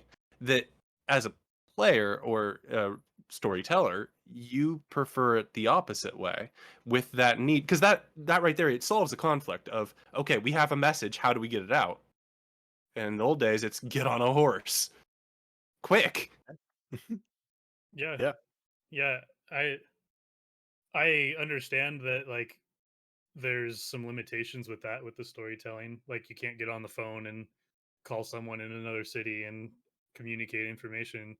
But Yeah, we're role playing. Like, I like that aspect of the world. Like, I don't know. The nostalgia is a weird word to use because obviously I didn't live in medieval times. it's a But yearning though, and I think yeah, that nostalgia is kind of an accurate term because you probably read a lot of like fantasy stuff or played RPG games as a kid, maybe. yeah, And like it's something that's probably been in your life for a long time, that it feels like you yearn to be in that simpler time. yeah. I wonder, because And I I get don't that. feel like we have a representation from the other side, unless Adis is this way, but we don't have someone in here who's like, yeah, I'm a Star Wars nerd. Like, my yearning is the other side. Like, that's where my passion is, and that's what I aim for. That's where my nostalgia is. Like, Firefly and Star Wars and Star Trek and, Stargate. Mass Don't forget Effect. Stargate. Stargate. Oh, I don't know. I've never watched them, but Mass Effect. Mass Effect's one of my favorite games out there. If I got to play a cool like mercenary, this is why I went for Pickles Games, because I'm like, oh, if I could be like a cool mercenary, like space, man, that'd be kind of cool. And it was cool. So I got Okay. behind it because I had some yearning. I'm very open. I go both ways. That's what I'm trying to decipher. Like, is it the storytelling that is primarily the captivation, or is it the genre? And I mean, it's like whichever your answer is. But it's very interesting hearing the difference between you two, Tough Nuts and Adam, um, because your responses are sort of the same, but they also are different. I don't know. It's interesting getting to know how people enjoy this game or these games, and like, I don't know. I didn't have Yeah. a point other than to say you guys are interesting. And I will say that Tough Nuts did actually put that into much better words than I could there. I think that is part of the draw for me on that storytelling side of things, is the fact that I don't have to think about, okay, we have to fix this. Okay, this is the political thing right now. I think that he hit the nail on the head there with like a simpler time aspect to it, and that There's still Yeah. politics. Yeah, I was about to say, like, Oh, yeah, all there's of that still can politics, still be an but- issue. It's Yeah, not modern politics, is what you're Right. saying. Yeah, Yeah. it's an older world. So Mhm. the setting of those politics and conflicts is different. Yeah. I mean, I've tried to make like my modern game devoid of modern politics, but still there's things that come up, like people try to buy guns. It's like, well, these are the guns that are legal and illegal. And like, so as much as you try and avoid hot button issue, okay, yeah. Well, we're put it in a real place. What are you gonna do? But like, I was like, anything else that's like a hot button issue will not come up. Like, there's no gender issues, so nobody needs to come in with their left or right side of that. The COVID did not hit this town for some reason, so it's not a conversation piece. Yeah, that's a But good yeah, point. Yeah, you don't have the modern day triggers and touchy subjects and issues and all that stuff that's plaguing our current world, whether for better or worse. but then you still have, like, you guys see the police and you might think what you think about the police, and so you're not wrong, is what I'm trying to say. Is even if you try and diminish it, there is still that's whatever. And if you do a fantasy village, you can be like, no, the big issue is that the candy making guild is beefing with the sorcerers guild, and it's a big deal, and you should know about it. And that's more delightful Mhm. than gun control. Yeah, I agree. Yep. That's a and tough. it's I'm going to be the helpful to devil's know advocate here stuff. because you could do that on a space station. Well, yeah, the further you get from the modern era, the more you can do that. But I think the issue still stands. Future future and sci-fi by their like base nature are solving problems. Rip. Like everything has solved problems. Yeah, I got you. And so it's sort of like he wants. Forgive me now that he's gone for just speaking as if I'm him, but the argument seemed to be wanting to have simpler issues and conflicts that aren't solved by technology. And sci-fi, by its base nature, is solving as many conflicts as possible with technology. You can just fly through space to a new planet now. Yeah, I agree. I think you're saying, yeah, simpler time. We make tech to make things simpler, but somehow it just gets more convoluted and complicated. So Yep. I It can gets see where touchy and more simpler time- complex, but easier and sadder and more frustrating. Yeah, or like the issues that you build the tech for become simpler, but then you have new issues that arise because of that. Yeah, like we couldn't phone each other, so we had to deliver mail on horseback. True. Except now we have AI. Thanks. Yeah, you solved our problem, but now I have to deal with a robot taking over the world? I just wanted to deliver mail. And now we have Terminator. Yeah, so I can see the simpler time aspect to that. That's Yeah. fair. Yeah, Go ahead. back when things can be solved with a sword and a shield, as opposed to needing to collect the rings of or the put some sort of like galactic thing together Yeah, to make the some sort of Infinity community. Stones. Yeah, Infinity and Stones, not yeah. and not offend any of your comrades while you're at it. Yeah. There's also something to be said about, sword and board combat and magic is a lot more fun than shoot him and he's dead. Yep. There's Yeah. there's tactics and technique and skill, or just I pull a gun and shoot him. Guns Oh. really do change things. Yeah. But that's where if I was told, like, if I was running my detective game, modern era horror monsters, and you guys are like, no, we're going hard melee, nobody has guns, we're all martial artists, I would go, okay, obviously that's awesome. And like, I won't put guns as often. I'll treat it like Rush Hour or like any Tony Jaa movie.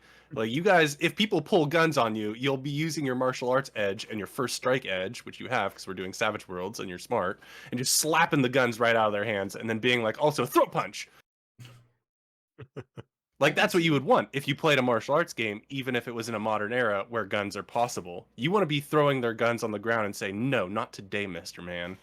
Yeah, because I'm thinking, so what if we ran your game? Say we're running Strange Town Golden Ridge, but it's How many guns have I thrown at you? No, I have a gun.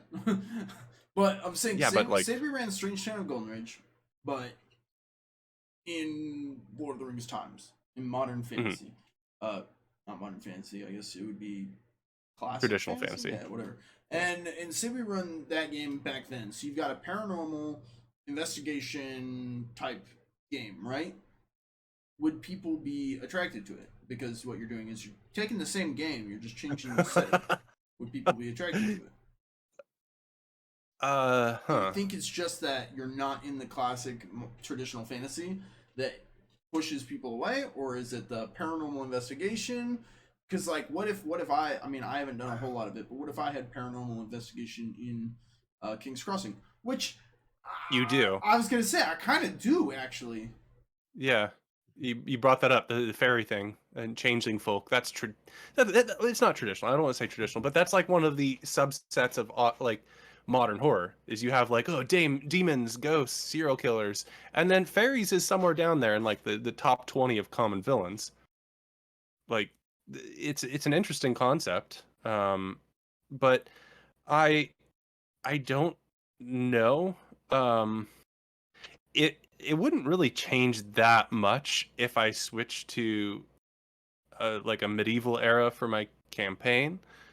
Other than you wouldn't have guns. I know you have the current issue where you've only got 2 players and it's hard to get players for this game. That's not an issue. I think you guys have done awesome. Right. I'm just. I think we've talked about how it's hard to get players to play in these types of games, right? Yes. Yeah. So what if you took your game and just made it classic fantasy?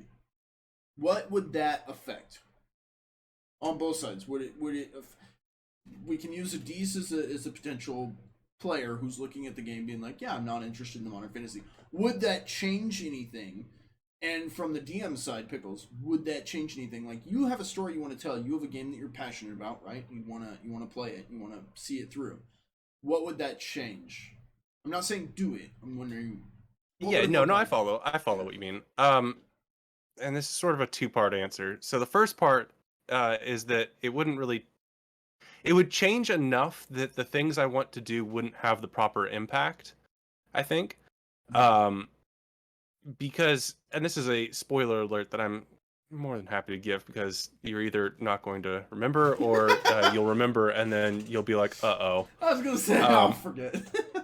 Like, I want to have modern technology turn against the players, or the characters, I should say, at certain points. And that's part of the appeal of modern, like, horror, is having a situation where things don't work quite right. And there's a building I want you guys to get to that is filled with technology, not like super advanced sci-fi stuff, like a normal apartment building that starts to really betray you. And then I have a puzzle that you will be able to solve. I've been working it over repeatedly. There's no way you can't solve it. Puzzles. We've talked about that. And it's good that you have a certain rune so that nobody can suffocate you. But, like, there's a number of things that I want to have that modern perspective, that modern weight on you. One of them is a serial killer. One of them is a certain character that's going to be plaguing different institutions. Near the end of this campaign, you guys are going to be hitting a point where you know who's responsible, and they're 2 steps ahead of you, and you're catching up with them very, very slowly. But things like throwing magic into a high school and giving a bunch of high school assholes magic for no reason other than to piss you guys off. Things like giving haunted gloves to a person who's prone to murder. I want to do things that, yes, you could probably move it over to fantasy, but I want that modern weight for you guys to be like, oh, no, we have to do something. We have to be the heroes to solve this problem. And that's the end of part 1 of my answer, if you guys want to respond. Or I have a thought. Do you have anything before you give your answer? Yeah, I mean, just like going through the examples that you were giving there, like how modern technology is going to turn on them eventually in the storyline. I think you could do just as much. I would say that you could probably fit that in a excuse me, probably fit that into a fantasy aspect just as well. Thinking like, all right, so magic is going to be kind of the modern technology of the time, and you just have to kind of base it on a scale, which is why I don't think I would be all that opposed to a game like Strange Town of Golden Ridge. I would have to try it, but like thinking of it in that aspect, it doesn't seem like it's too far. Like you're going the paranormal route, which already puts it into a semi-fantasy setting. So I think that is an important distinction to make, is that I think sometimes we get caught up in like, hey, this is the setting that I want to put it in and block it in that way. But it's at the core of it, all that we're doing is imagining, using our imaginations to come up with a storyline to tell. And I think that can happen in really any medium that you want it to. It just kind of changes the details of the game. I think what I was thinking, the point I would bring up is I think you're going to get a lot bigger impact when you bring in villains or threats. Say King's Crossing or Baldur's Gate 3 for him. We see an undead creature. Okay? We fight it. good choice. Yeah, we kill it. Yeah. Modern day, you see a zombie walking towards you, dripping blood and brain, drops of brain as it shambles towards you. That's a lot freakier, because you're like, and you recognize them. That doesn't exist. Yeah, like those. That's not. Oh, you're gonna have a bad time. Classic fantasy, you'd be like, okay. Modern fantasy, you'd be like, what? You see what I'm saying? So I feel like you're gonna get the impact of that. I could see where the setting would change something like that, unless you told your players like, hey, no, the undead don't exist. Show fear. Oh, okay. Ah! I swing my sword at it again.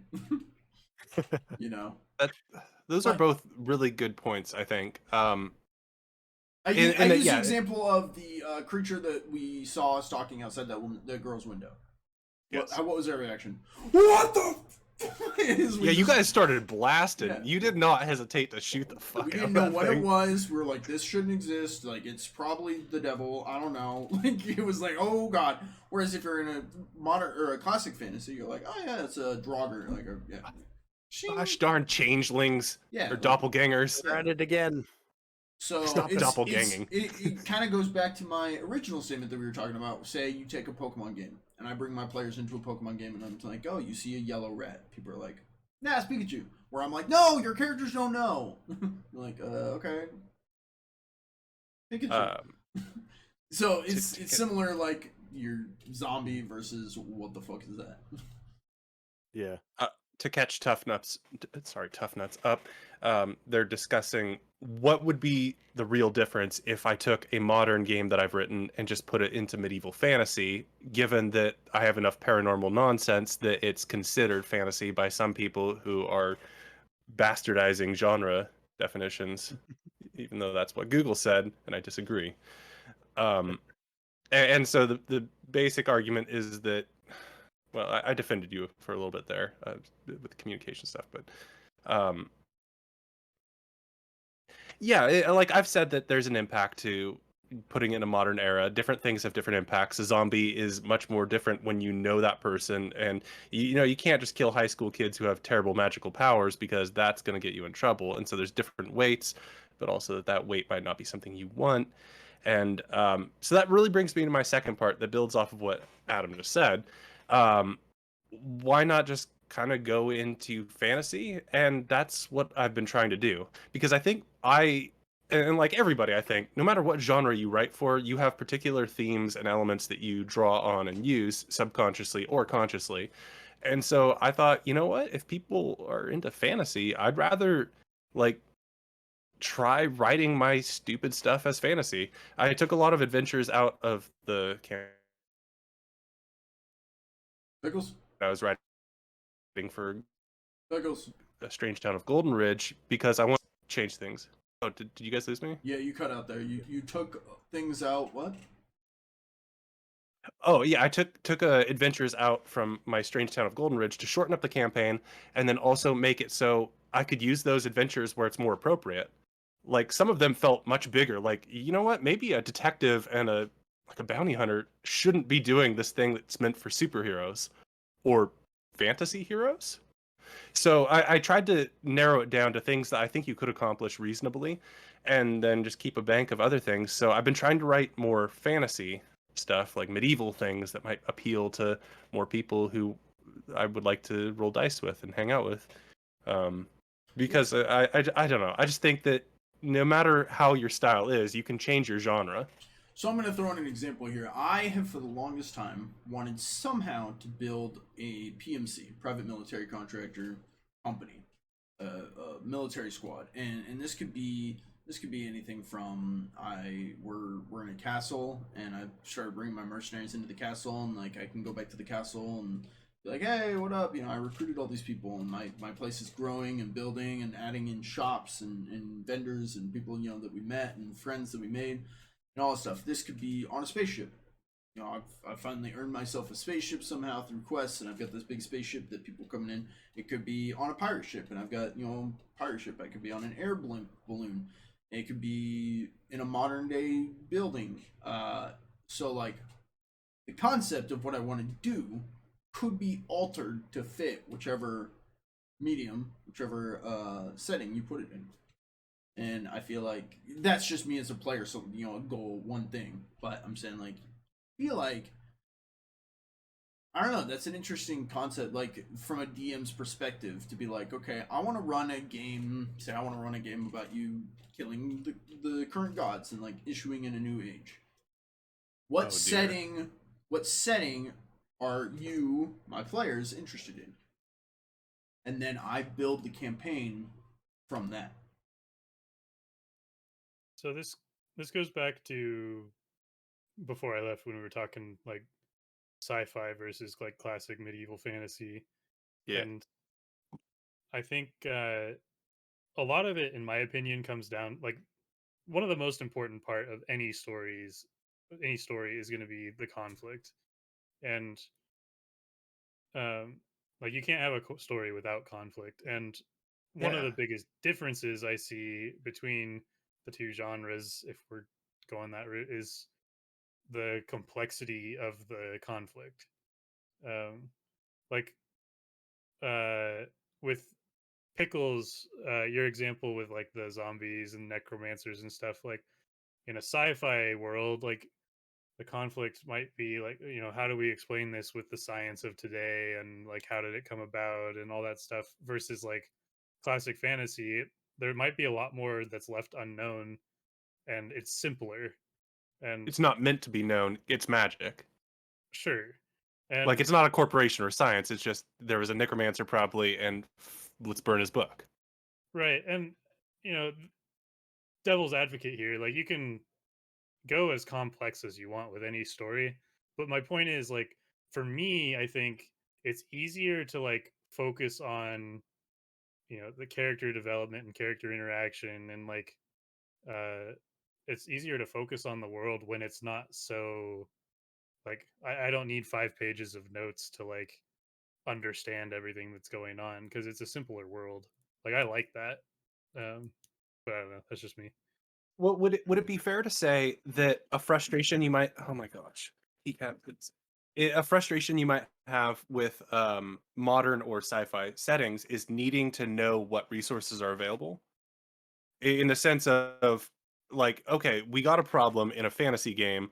We have a sword and we have a board and we have some guy with a book that can spew fire. Let's go solve it. As Yeah, opposed I to a mean, modern setting where it's like, okay, well, we should know to talk to the police first, and then we should go to our proper permits office. Why is the adventure having permits? But like or being like, oh, actually, you could go to a lawyer and ask them about this. Like I think a flaw of modern and future stuff is knowing all of the options you have available. That in fantasy is simplified by saying no, solve it. Would that be in the alley of what you're describing? yeah, I think so. There's just too much, like, even if it's like super futuristic and like we're exploring space and stuff, like to me it's still just too close to reality, like home. Like it's Mhm. I don't know, it's just not different enough, because I have to deal with all that stuff all the time. And I just don't want to deal with it. Like I don't want to think that Yeah. way. Like you'd explore a new planet as a Star Trek crew, and it's like, yeah, I follow rules at work all the time, and now that we're playing this fantasy game in space, because we're calling anything fantasy now, like having to obey rules. We go to a new planet, we can't just vaporize anybody because we got to report to Star Command. Is that like what you're saying? Is that it's too reminiscent of the rules of your reality? So let me put it another. Oh. Let's look at this way. You, as a DM, you create a game where they're in space. They're going to a new planet, exploring it. You have to report back. Blah blah blah. In classic fantasy, a monolith has opened up a portal. They need people to go through to whatever this other reality, this other world is, try and figure out what's going on and report back. But the rules are different, though, right? So I To, feel to, like to as a toughness? DM, you can work it. I mean, the portal closes. You're not able to report back. You're on your own. What do? You're in space. Communications have jammed. You can't contact home. You're on your own. What do? It's the so same game. It's just which setting does the group prefer? here's my response to that, though. You're right. Like you can have the same scenario just in two different settings, but the caveat to that is, in order for me to have a successful, like, I'm having fun in this setting for the sci-fi stuff, Yeah. there has to be a lot more legwork done between me, the player, and the DM to make it work for me. Because Yeah. Excuse me. my mind, I'm on a different point here. I'm agreeing. There's definitely preference between two. I'm saying from the DM side, if your DM's like, well, I really want to run a futuristic setting, but my players don't enjoy it, you can make the same game, just change the flavor, and yeah, it's a modern fantasy. That's the point I'm coming from, but I'm realizing that we're on two different pages. You guys are talking about the actual difference between the two and why one is preferred over the other. I apologize. And why Tough Nuts specifically Yeah, prefers. yeah. I want to know I why was he on a loves different vanilla page. ice cream so much. yeah, Well, I mean, it's the chocolate swirl. Sorry. so like that example, right? Like my mind, if I'm in a spaceship and I'm exploring this planet, like I I associate that with like where we're at today, like exploring Mars and like so like there's all these like rules of, you know, modern day that don't exist in fantasy. And so if we need to break like I'd have to break that down with the DM and like we'd have to come to an agreement of like Earth's been wiped out. What do you do? Well, I Well, don't I think think that's more what of the Tough Nuts is saying. Or Oh, you sorry, go, Adam, you go go ahead. that's where's the rules? Yeah, so I think that's more of it with Tough Nuts and I. We come from an area where there are very set logical like progressions of where you're supposed to go, and that comes from an engineering background of if we're doing a sci-fi thing, we're going to know that there's some sort of checklist that goes on in our head of like, all right, this is the laws of the reality of what's governing, what equations would be involved with this, and this is how we would have to break this down. And I know that you can go so far in the future that that becomes like not a thing anymore where it's like okay well now we have space travel that's beyond the speed of light, well we don't have an equation for that, but we would still try to break it down. You we would still travel. try to break it You down go the as Mass far Effect as Andromeda route where you go to a whole nother galaxy and it's like, yeah we where are would your rules? but our You don't the have way contact with home. What are the rules here? exactly but that's the way that our minds would start breaking it down of like all right so but what does that aerodynamically look like, a ship that's going to be traveling that fast, how is the heating going to happen, and but we're or Wrath, maybe I'm just speaking that's for me. legitimate though, because No, like no, I get it. I'm just saying. So we can't play with them. It's basically what we're well I that's hate the thing. sci-fi even Can't more play than with fantasy engineers. now. Well, that's the thing is like, and I feel like I grew up around Wrath, and so did you, Pickles. And Wrath is like one of the most creative people I know in my life. Uh, Yes. he'll deny it, but like his And imagination growing up, like he was like a hero to me because anytime he came over, like when we did stuff, like he could take a blanket and make it fun. Like he could do yeah, he anything we really did. could. Yeah, anything we Yes, did, he and he turned into did. like a great adventure. Oh my god, I can't believe he had blanket fun with you too. My point with I saying hate this both of you. is my point with saying this though is like I have to work much harder to find the creativity in the world.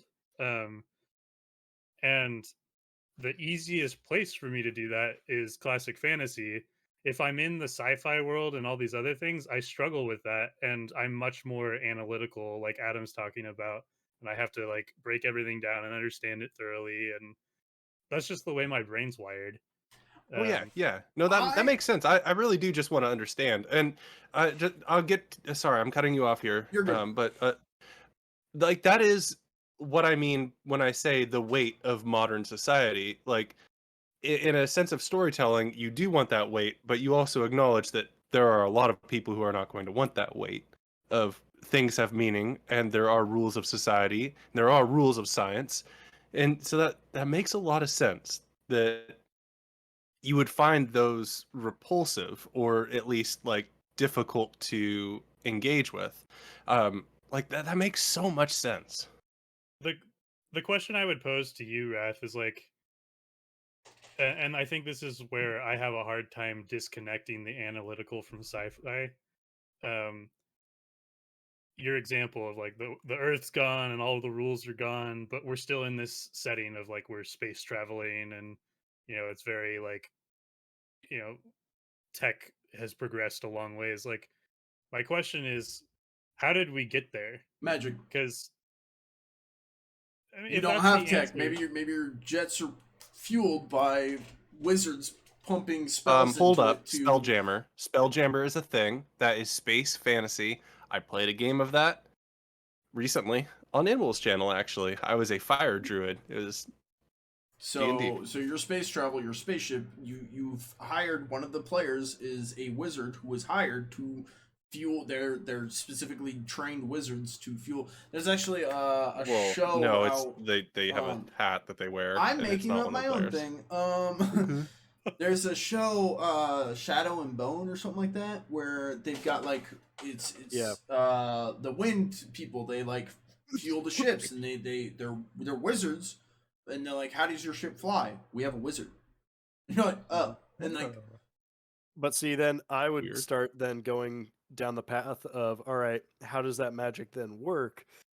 Is there a structure to this magic where we would say, all right, if we're fueling a ship, we would need this much thrust.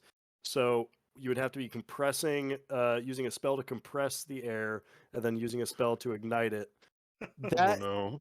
that's where my mind goes on these things if we start jumping too far into the future.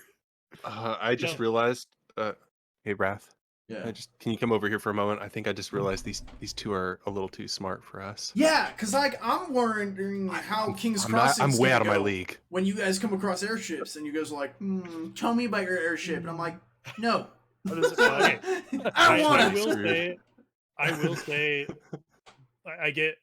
I relate to Adam, right? We basically we work at the same company. We have very similar Oh, educations, fun. like all this stuff. So I get it.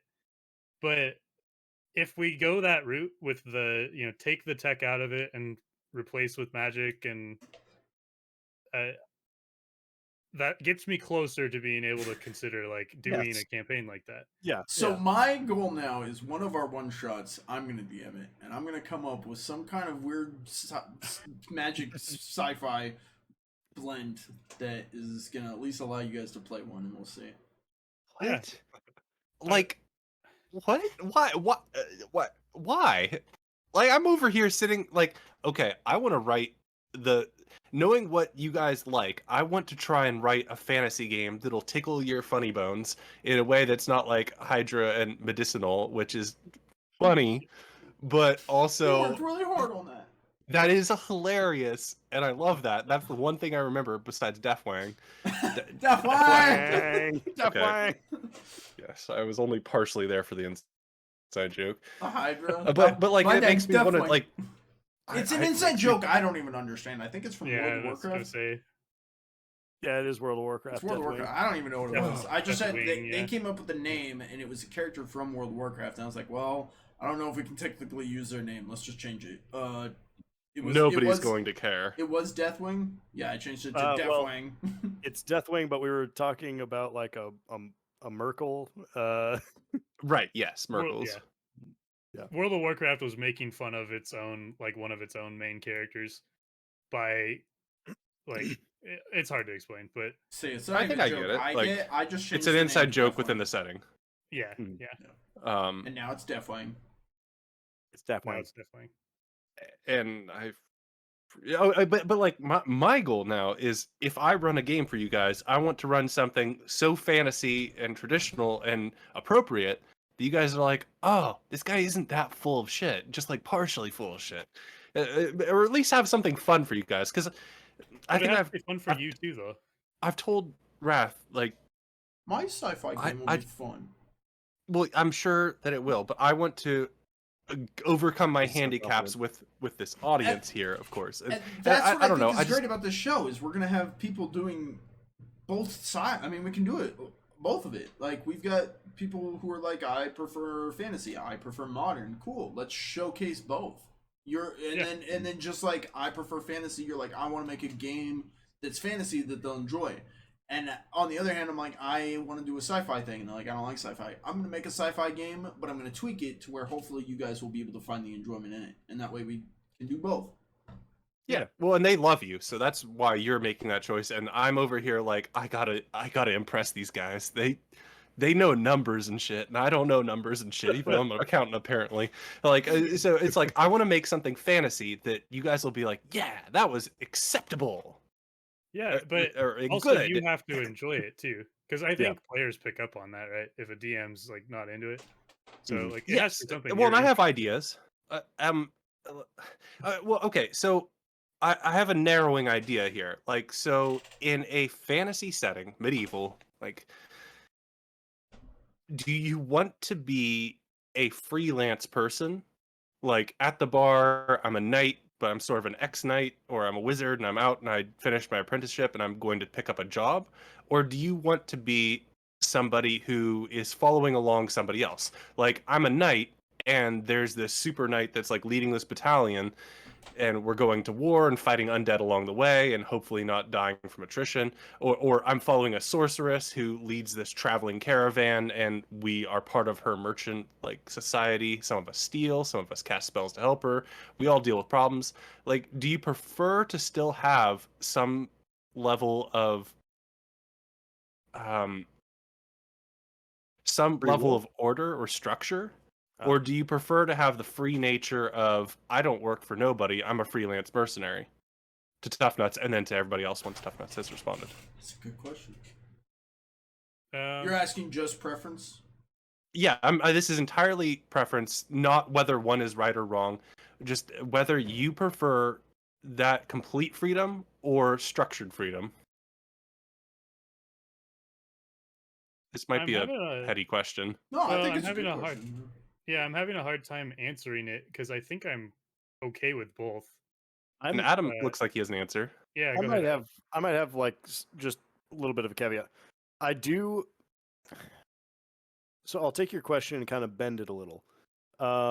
He prefers it that way. I do. The idea of like structured freedom of being subservient to somebody else or having somebody guiding your path, I don't think I would really appreciate something like that. But if I had a guiding concept of what my character's end goal was, I would see that it's kind of a structure of sorts, but you can kind of give that structure to the DM and they can kind of run with it as that's the end goal. I can move it if I need to, but that's your like the where you're going with your story, and that would drive you down that path. Whereas if you're giving too much free reign, again, that kind of runs into one of the issues that I have with some of these open world games where I have too much things that I can do.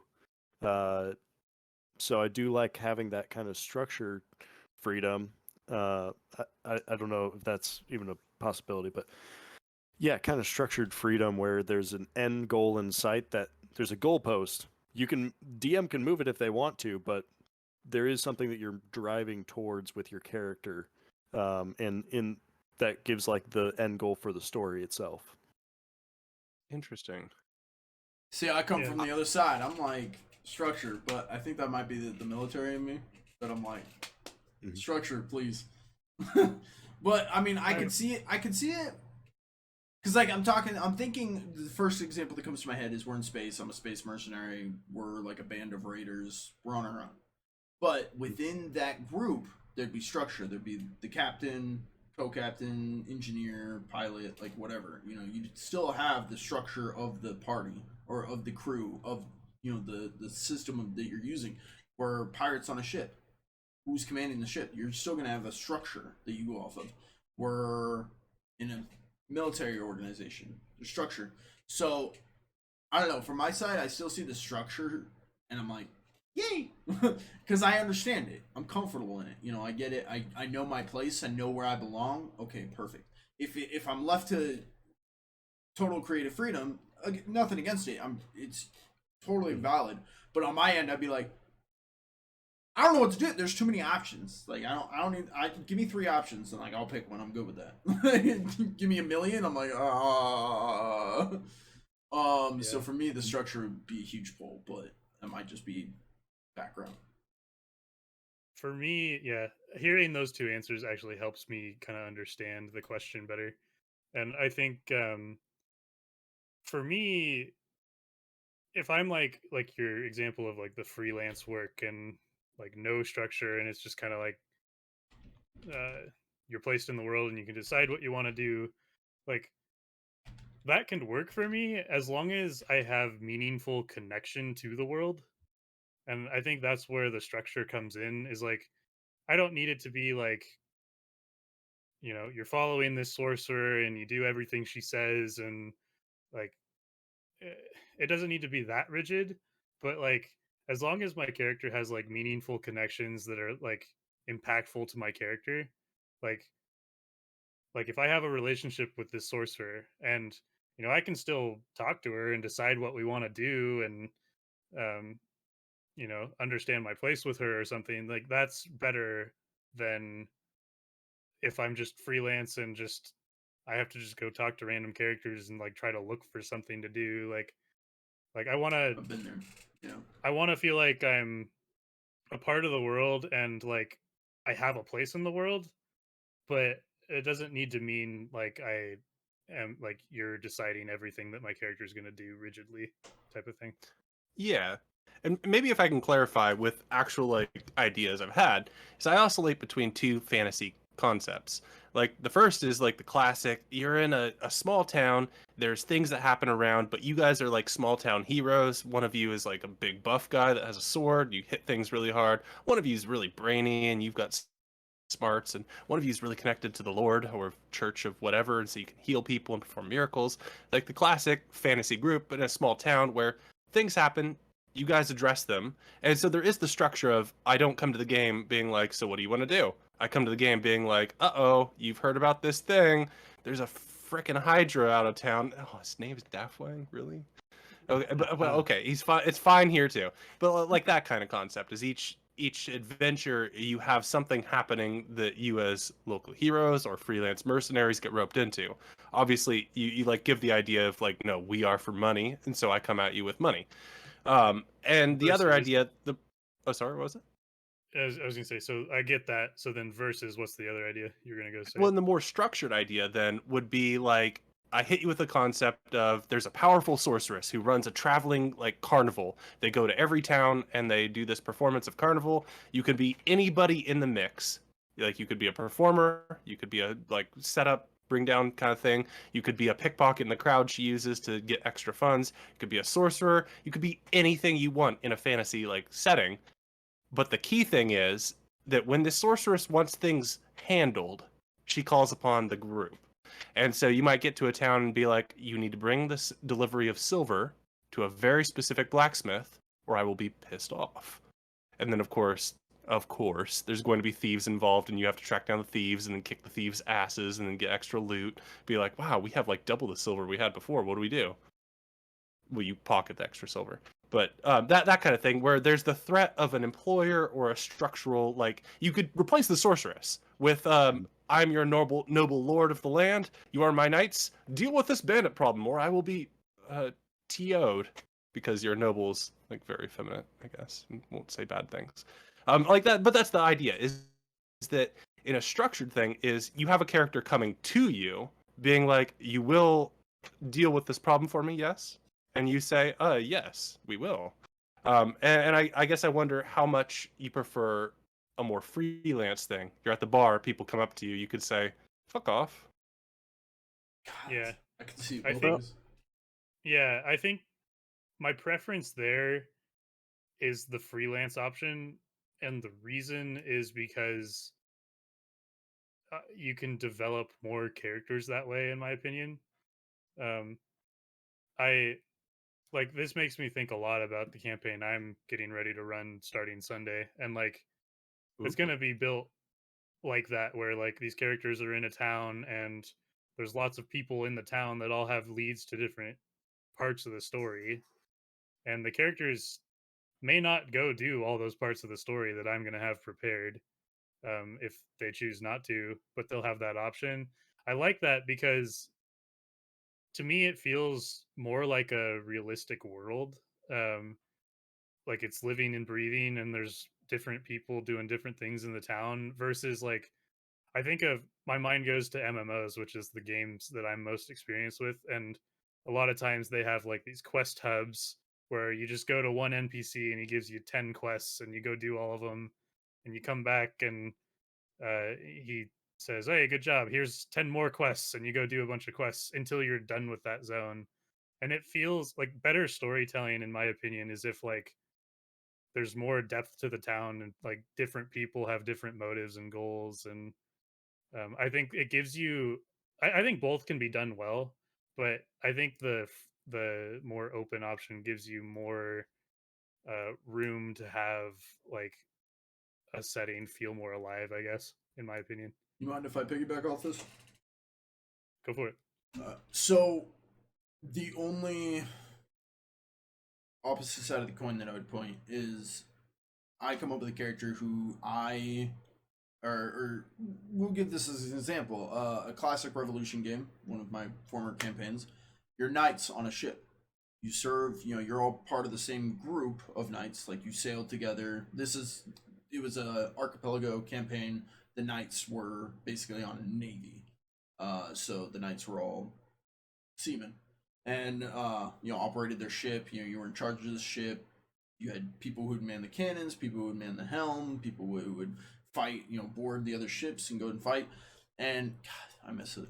And so my only concept would be that, so your structure, you have a person that you check in with, your officer, who is like, hey, I need you to go help patrol these waters. There's been sightings of some beast, and it's stopping trade going into this town on this island. You're like, oh, okay, like I'll load up my crew and we'll get on it. And so you all board your ship and you're headed out there. Now, granted, you are patrolling. You maybe, okay, we haven't seen anything. Let's go talk to the locals and see where they've been spotting this. You land. You're able to talk to people. You do your investigation. You figure out where it is. You head out there. You're like, okay, like we'll patrol these waters. You come and fight. Right? All because you're in this structure. You had a boss who sent you out there, but you still get to have some of that freedom to go around and like do extra stuff. I don't know, like that resonates with me personally. But again, that could be my background. That could be my former campaign that I just really fell in love with. But I also understand it from, I'm a space raider and we're pirates and we're, smugglers, and I'm hanging out at the bar with my crew and somebody walks up and they're like, I heard you know a guy who can move something. Or, aren't you Bjorn? I heard of you. You can do stuff. And I'm like, yeah, I got a crew. I can see it from that side too, where you're like, but I don't know. I feel like the first one that I gave, the first example, resonates with me more personally. But again, it's all personal preference. It just depends on the situation. Yeah. Like, that's why I said I think both work. But if you're in like a big town, all your character interactions and like the hooks that drive your characters to do things, it's not all going to come from one person because you're in a city. True. Yeah. Like, if you're on a boat and you have that structure of the Navy, then yeah, obviously it's going to follow that structure. Yeah. So it just depends on you where could you're at. be guards in a town, and okay, us three are guards. We're going out on guard duty. Our officer told us to go out on guard duty. We have to go patrol this street because we've been having brawls at the tavern. While we're out there, this lady runs up and goes, "Hey, I need your help." Blah blah blah. Quest.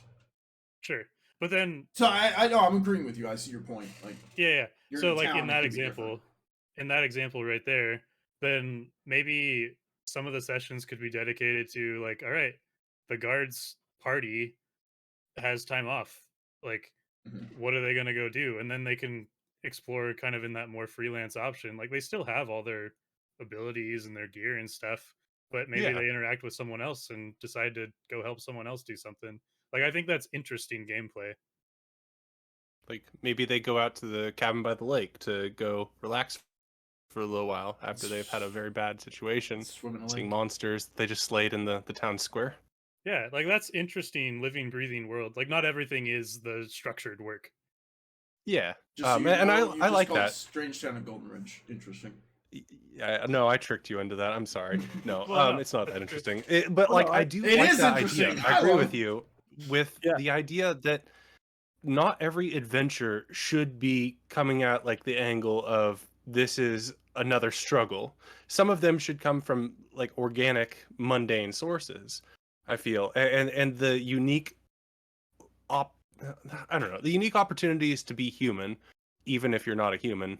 I do want to say I agree with Tough Nuts where you go to a board and the guy's like, here's 10 quests. Like, that I wouldn't resonate with. So if like I went to my officer and he's like, here's 10 quests, go do them, I'd be like, okay, thanks. But I like do if agree you with went that, to a yeah. guy, a bartender that was like, hey man, yeah, so I heard that some guy was like stealing stuff and I got a picture of him. You want to go hunt him down? I know a bunch of people love to hear that you hunted down a pickpocket and got all their wallets back. That would be like in a bail bond recovery agent, Travis King, like situation. Like you might be like, that's a side quest. Yeah, like that's something I would resonate with. Yeah, and You could I kick some agree. ass. I agree with Tough Nuts. It's all about the story. If I feel connected to the story, versus someone being like, "Hey, here's 10 quests, go do them." It's like, okay, thanks. And then I go collect 10 scorpion tails, and then I have to go kill 10 scorpions to get their mandibles. Thanks. Versus, hey man, Let's not hate on MMOs. yeah. Versus, Yeah, I thought hey that, man, like Tough Nuts was liking that, like the returning to a persistent character. Like that's the big thing I got from what you said, Tough Nuts, is you like the persistency of a world that you don't have to relate to your own world. Am I wrong? Yes. I am wrong. Yeah. Oh fuck. What I like about MMOs is not the repetitiveness. Like I think that's one of the downfalls of MMOs. But Oh. It's the worst I thing like about them.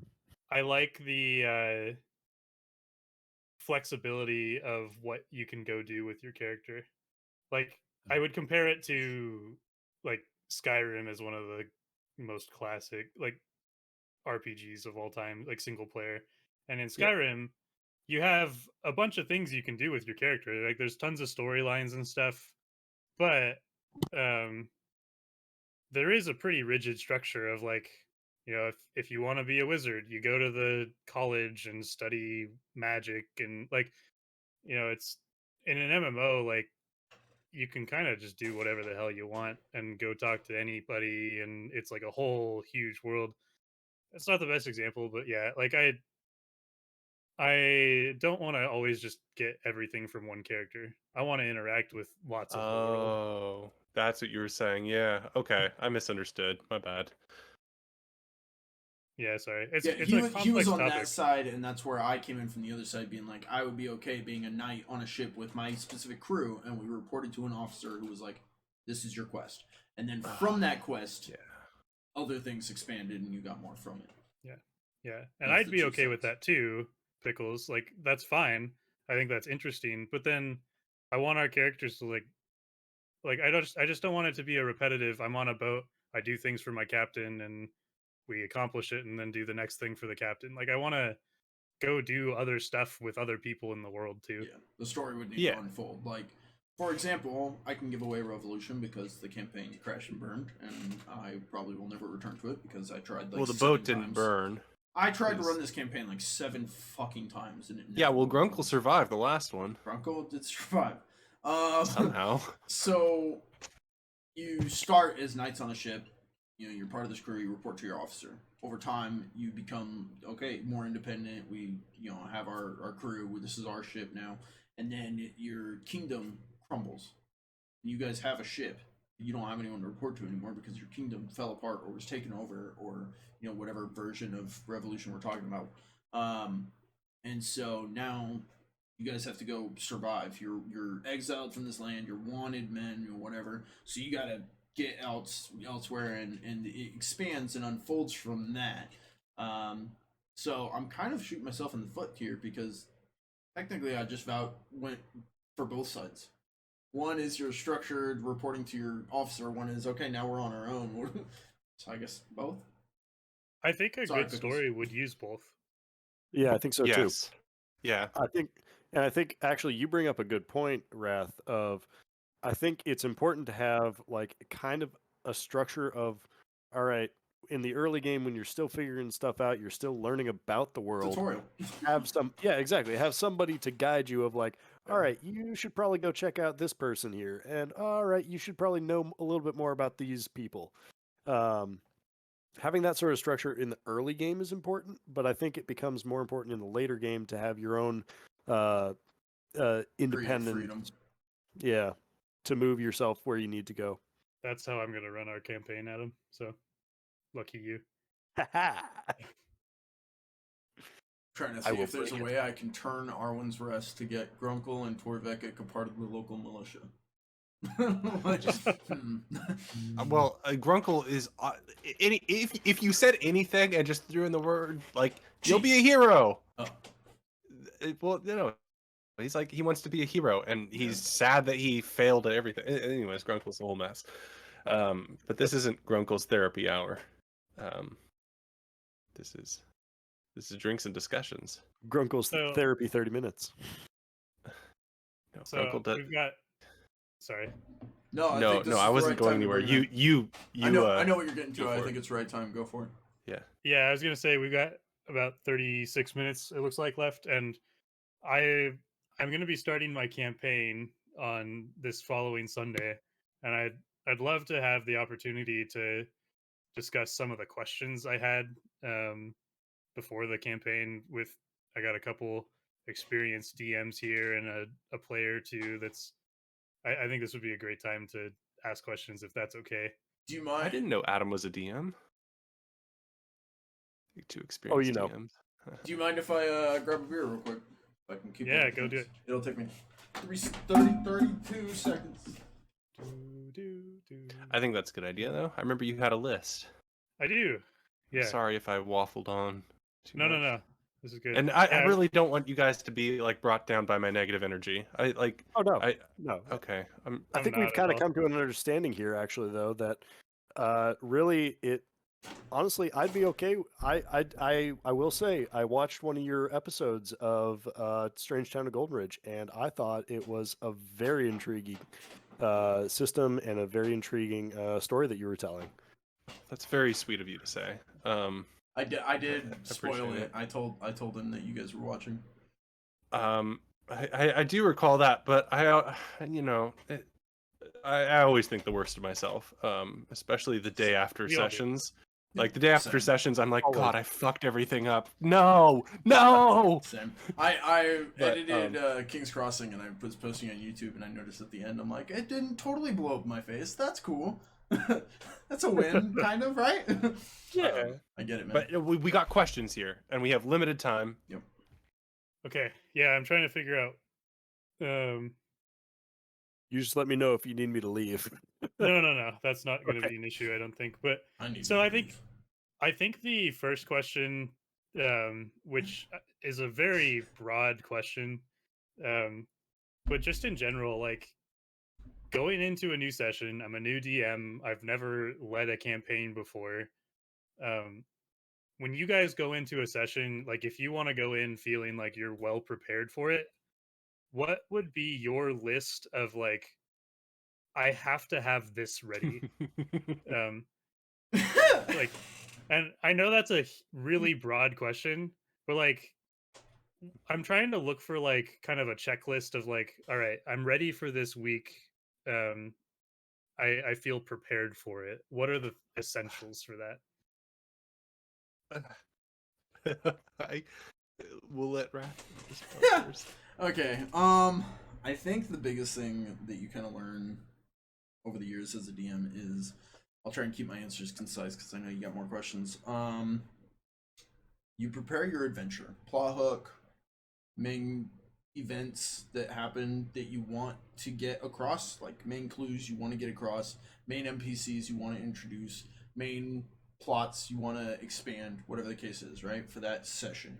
You don't have a whole lot of time, so you got to break it down to like one of each, and then you just, if they go this route, they meet this NPC. If they go this route, they get this clue into the plot. If they go this route, they expand the story a little bit this way, whatever the case may be. And then the next week, you're like, okay, now they've got these two left to do. So you kind of have that ready to go. The rest you kind of make up. You just kind of make it up on the spot. If like my players are like, oh, we're going to the bathing hole to get a shower because we're filthy, I'm like, what would be at the bathing hole? It's a critical part of ogre culture, first off. So, When did I learn that? During the session, when they went to the bathing hole, and I was like, okay, there's two people pooping on a log who they fucking hated. There's a girl that pops up out of the water and surprises you. Yeah, she's cool. I don't know why, but you make it up. She wasn't So pooping. a lot, true.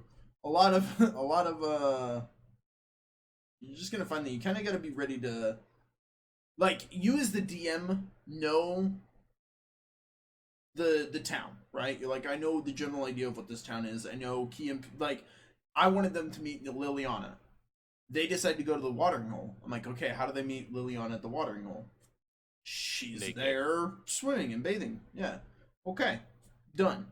Did I have all that planned beforehand? No. Did I have the conversation planned? No. I don't know what they're gonna say to her. They could be like, But dance like a monkey, and I'm like, how? Okay, but you knew Liliana. But I knew you Liliana. I knew what she knows. and I can what play she tells her them. in a way to react to what they say because I know kind of I built her as an NPC that I want them to meet. Right. So what I'm taking away from this is if there's a chance they meet an NPC, I need to have a really solid understanding of who that NPC is and what they know and things like that. This is our DM styles, Pickles and I, are very different, which is weird because he's the one who taught me how to DM. But our DM styles are very different because I've noticed that a lot, and he's noticed that a lot. He's told me your work with NPCs is insane, and I was like, yeah, I go really in depth on my NPCs and like my story arc and how I tell it through them and whatnot. Whereas he has a totally different way of handling all this, so I'm interested to hear what he says. But that would be mine. No, like 3 points that you really want to get across. And if they only get to one of those, they only get to one. If they get to two, awesome. You just kind of throw them into wherever they go. Like, they could be like, oh, I want to go to the merchant. I want to go to the bazaar. You know, like, okay, how do I run the bazaar? How do I get across this clue? Okay, they're at a map store. This clue is in the map store. Where do I put it? You're just making this all up on the fly. Yeah. But you know, I have this clue. I need to insert it. Okay. Yeah. What would you say, Pickles? I mean, a lot of that I would 100% agree with. In fact, a lot of that would shorten up my speech by quite a bit, so I can cut down on that. Yeah, Well, you should like obviously I said, he know. taught me. You should know your plot lines that you want to tell, and you should know the points that you have that you should have like the concept of a dot dot dot. Like you have a dot, and then the players will figure out how to get to the next dot, which is your next thing that you wrote, and then they get to the next one with ways they figure out. Like they decide how they're going to get there, ideally, in a vague sense. But yeah, for first session prep, what I generally do is I spend an hour, ideally, listening to music, like the music that gets me into the vibe myself. Because for me, I'm not like I'm a soft science person as opposed to your hard science. So yeah, sociology. Come on, okay. So I feel we're different people in that thinking mindset, but that's how I do it. Is I spend about an hour listening to music, reading through my notes of what I want to accomplish. And really the only thing I'd add to what Wrath said there is that if you have clues that you want people to find, make them find it. There's nothing fun about being like, we missed a clue and now we can't complete the plot. Like this is a point and click adventure game from the 1990s. It's not fun to be stuck. So if you want somebody to find a letter with a bloody handprint on it, you put that where they find it. They go somewhere and it turns out to be correct. Is a good practice. But okay, so for your prep for your first game, you need to know how to solve conflict. Hang on, real quick. That's a great line. What? They go somewhere and it turns out to be correct. The point of playing the game is to be the hero, to be successful. No one wants to play a game just to fail. No, I think that's a great line. Like you should put that in a quote. Well, thank you. You give them success. Obviously, they're gonna fail rolls and da. But if they get to a point where they're stuck, they still gotta succeed. Because the point is to win. Like the point is to progress. Yeah. If you try, you should win. Like you should get something. Nobody wants to lose. And I say that knowing that sometimes losing is good, but it should be like 4 wins and then oh no, we suddenly lost once. Or like that kind of thing. The right? lose is to point them in another direction. Like you come at the problem this way, and you can't. That was it. Never mind. It's very sexual. So and you can't break through that glass ceiling, to reference 21 Jump Street. Anyways, so you can't break through that glass ceiling, so they lose. Right? They failed the roll. They couldn't solve whatever this is. Let's find another way to get to it. So they can still get success. You just like detour them towards success. Yeah. So that's how I would use a lose, is to push them in another direction. Except when you fail and then they just give up and run home. That's okay. That's on me. That's on me. Because you were gonna say know how to. Sorry, yeah, I went off. Oh yeah, no, the technical things. After you've listened to music, you've gone all like soft science and whatnot. Here are the things you need to know to run a game. Doesn't matter what the system is. You need to know how to resolve conflict. Your players want to do something. You think that there's a chance of success or failure. You need to know your conflict solving. Of course, with D&D, it's D20. You have your DCs that you know 10, 15, 20, 25. You know what those mean. That's a good thing to know. You need to know how to resolve damage. Whether there's armor class and like hit points and whatnot, or if it's a system where you have toughness and then wounds, like you need to know how to resolve damage and being injured. The third thing, and this is actually it should be before damage, you need to know how to do initiative. Initiative is a key thing. You need to know how to resolve that like turn order thing so you can get combat going. It's a good thing to refresh yourself on, even if you're like, oh, God dang it, Pickles, I know initiative. It's D20 plus dexterity, right? Well, wrong. This is Savage Worlds. We play with cards because we're psychopaths. Anyways. That is weird.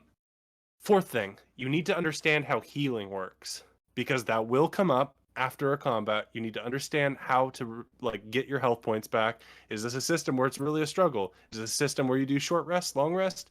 That's what you need to know. I'm looking at your face and I feel like you know this already and you're just checking off the things. No, this is good. I'm writing it down in notes, so that's why I'm looking away. This is what I think of every time I try and run a game.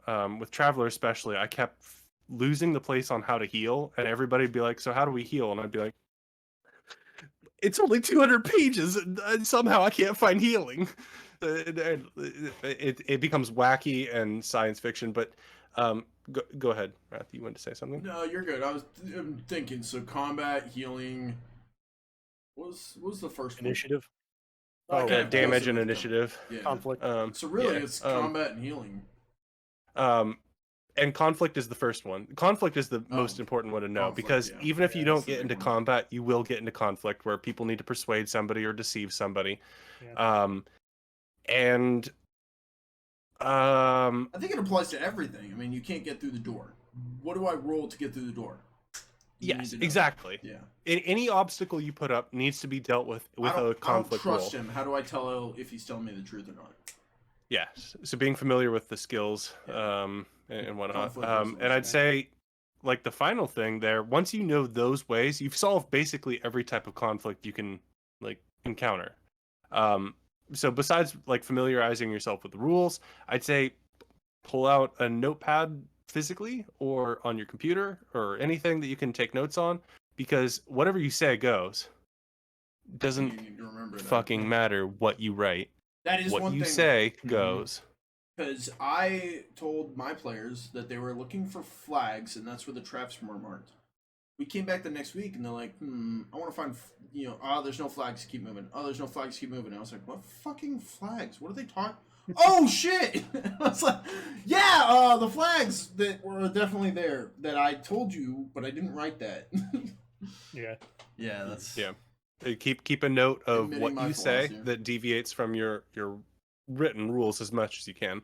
Like, and I will, like, I'm not trying to say I'm great at taking notes. I do try and take notes, but there's always those gaps. So it's like it is a struggle to storytell and then like write things down at the same time. But I guess after that like final note, I would add a PS, like just accept that you're a new storyteller or you're new with a system. It doesn't matter how new you are or what you're new with. You can say you're new, and like your players will humor you.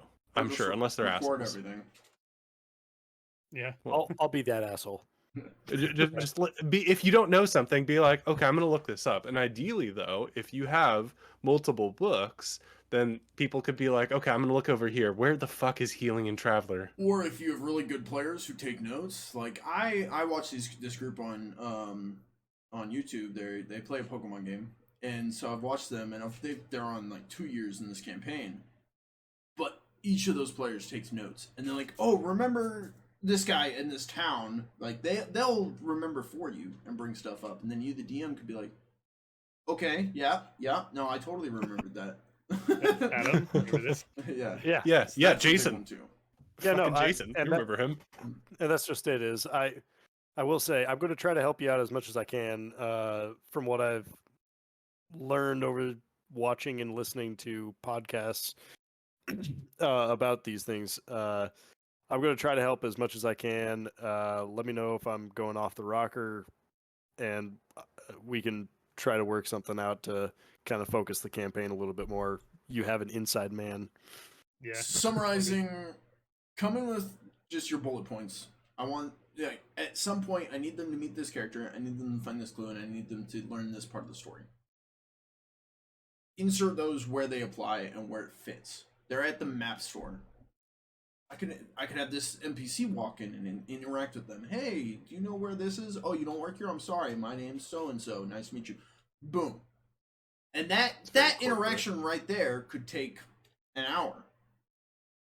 I mean, stuff takes time in these games. It's ridiculous. And so, boom, there's that. And so, come in with your plot points, the things you need them to do. They might not get it all this week. That's fine. Just insert them and it brightens up the world. And you can be like, okay, now we know that guy goes to that map store, or we know that guy's looking for this item, like so and so.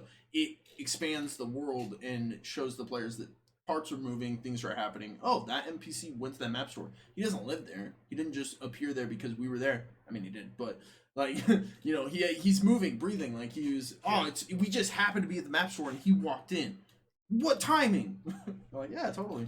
So have your plot points and know your conflict resolutions. I'd say would be the biggest. Okay. Yeah. Yeah. I've got some good notes on that. I'm gonna move on to another question just for time's sake. Hell yeah. So this, I'm trying to decide which questions are most important. While you're deciding, Adis, next week I want to hear all your questions after playing in your first game. Oh yeah, I will. That'll be fun. I'll come with a full sheet. Wait, hold up. Toughness made me do this. Oh, that's true. Yeah, the week after. Next week is the one shot. Yep. Okay. Thank you, Pickles. Yeah, so preserve your notes. I bought you as much time as I could. Toughness. Yeah. There you go. So I think the next question is the concept of a session 0 before you're starting the actual story. One, is it important and recommended? And two, if it is, what do you cover in it? Oh, Lord. You're talking to probably the worst two DMs to You ask. sweet young man. Summer child. I think you might be older than me, but Jesus. No, he's God younger. Almighty. I don't think so. I'm 20. How old am I? 26? 26? You are too young to start asking how old. I'm an old man then. Yeah, me too, man. I'm the old man here probably. Yeah, you're older than me. Yeah. I'm just Go gonna ahead, interrupt. answer his question. Yeah, go ahead, Pickles. I'm gonna let you answer first on this one.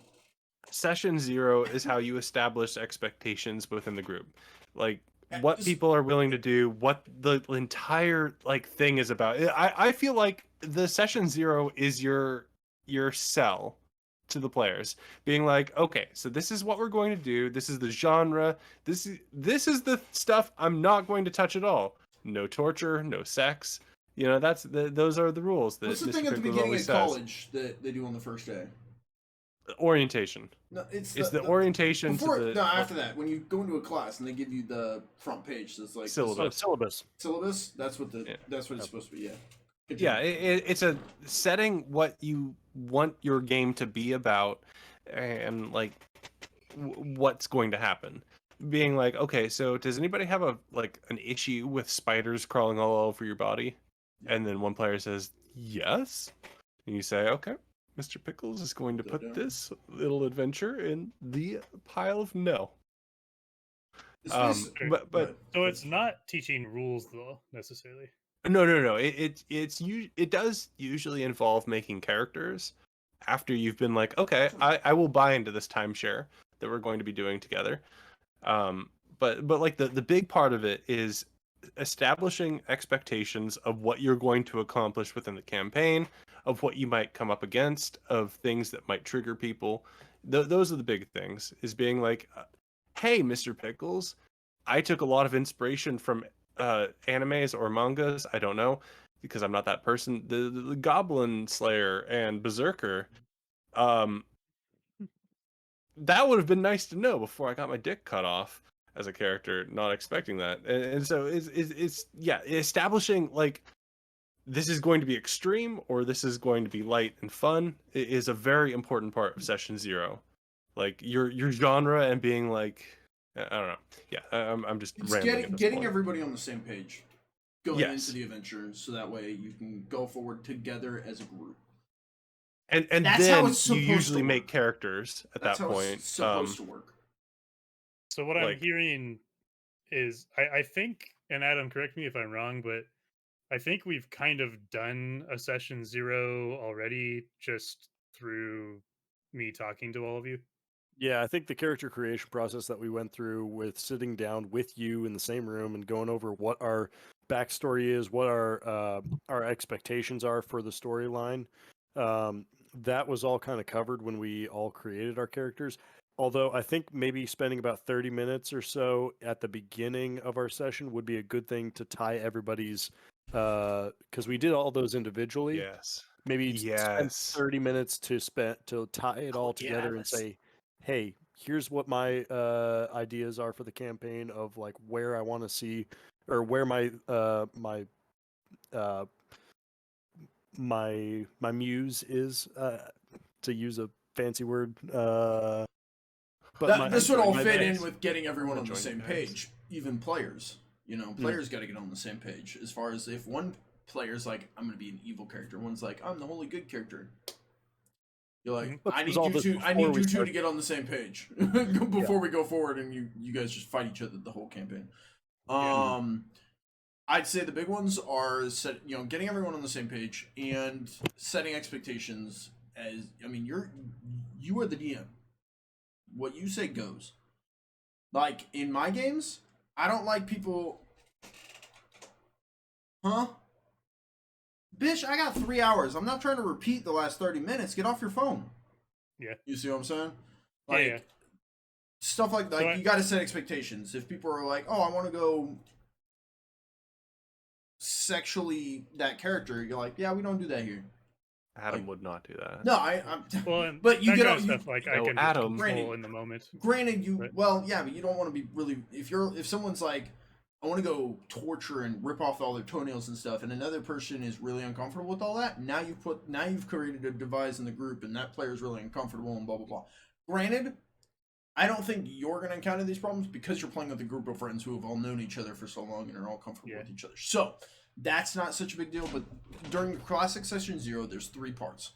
One is setting your expectations. You, the DM, got to lay down the rule.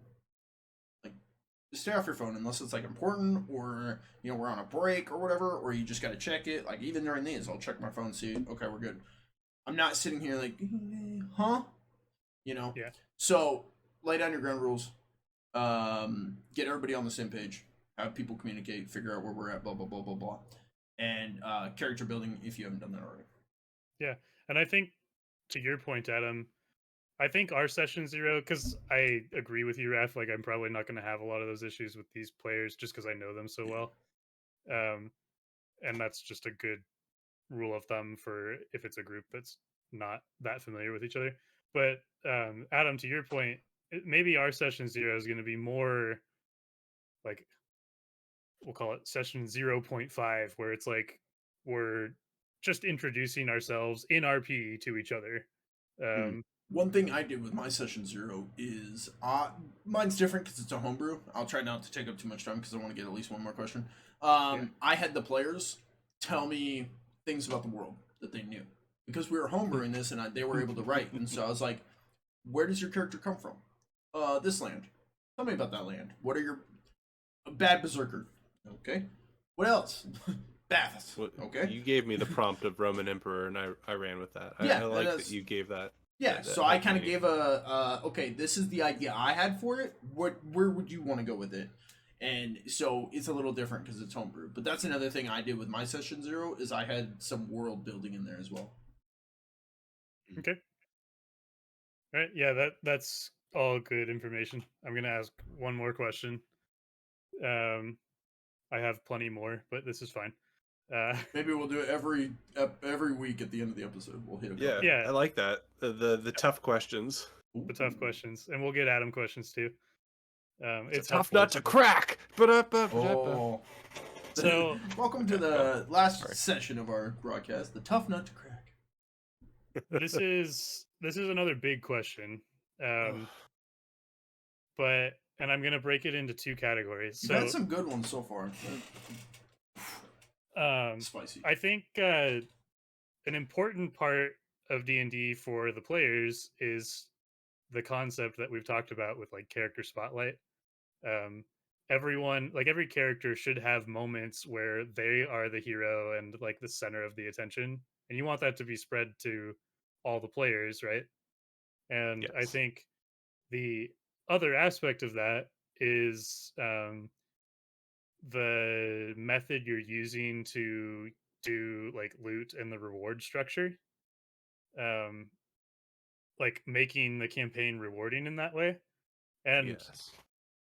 I come from a MMO Down, background, under. and it's, I think, very different than a D&D background. Like, I want to understand better how to reward players with like equipment and loot and things they find, and like how does that get distributed to different players? Like, do they decide that, or how do I keep it balanced? I don't want to give them too much crap and then they're just like crazy overpowered.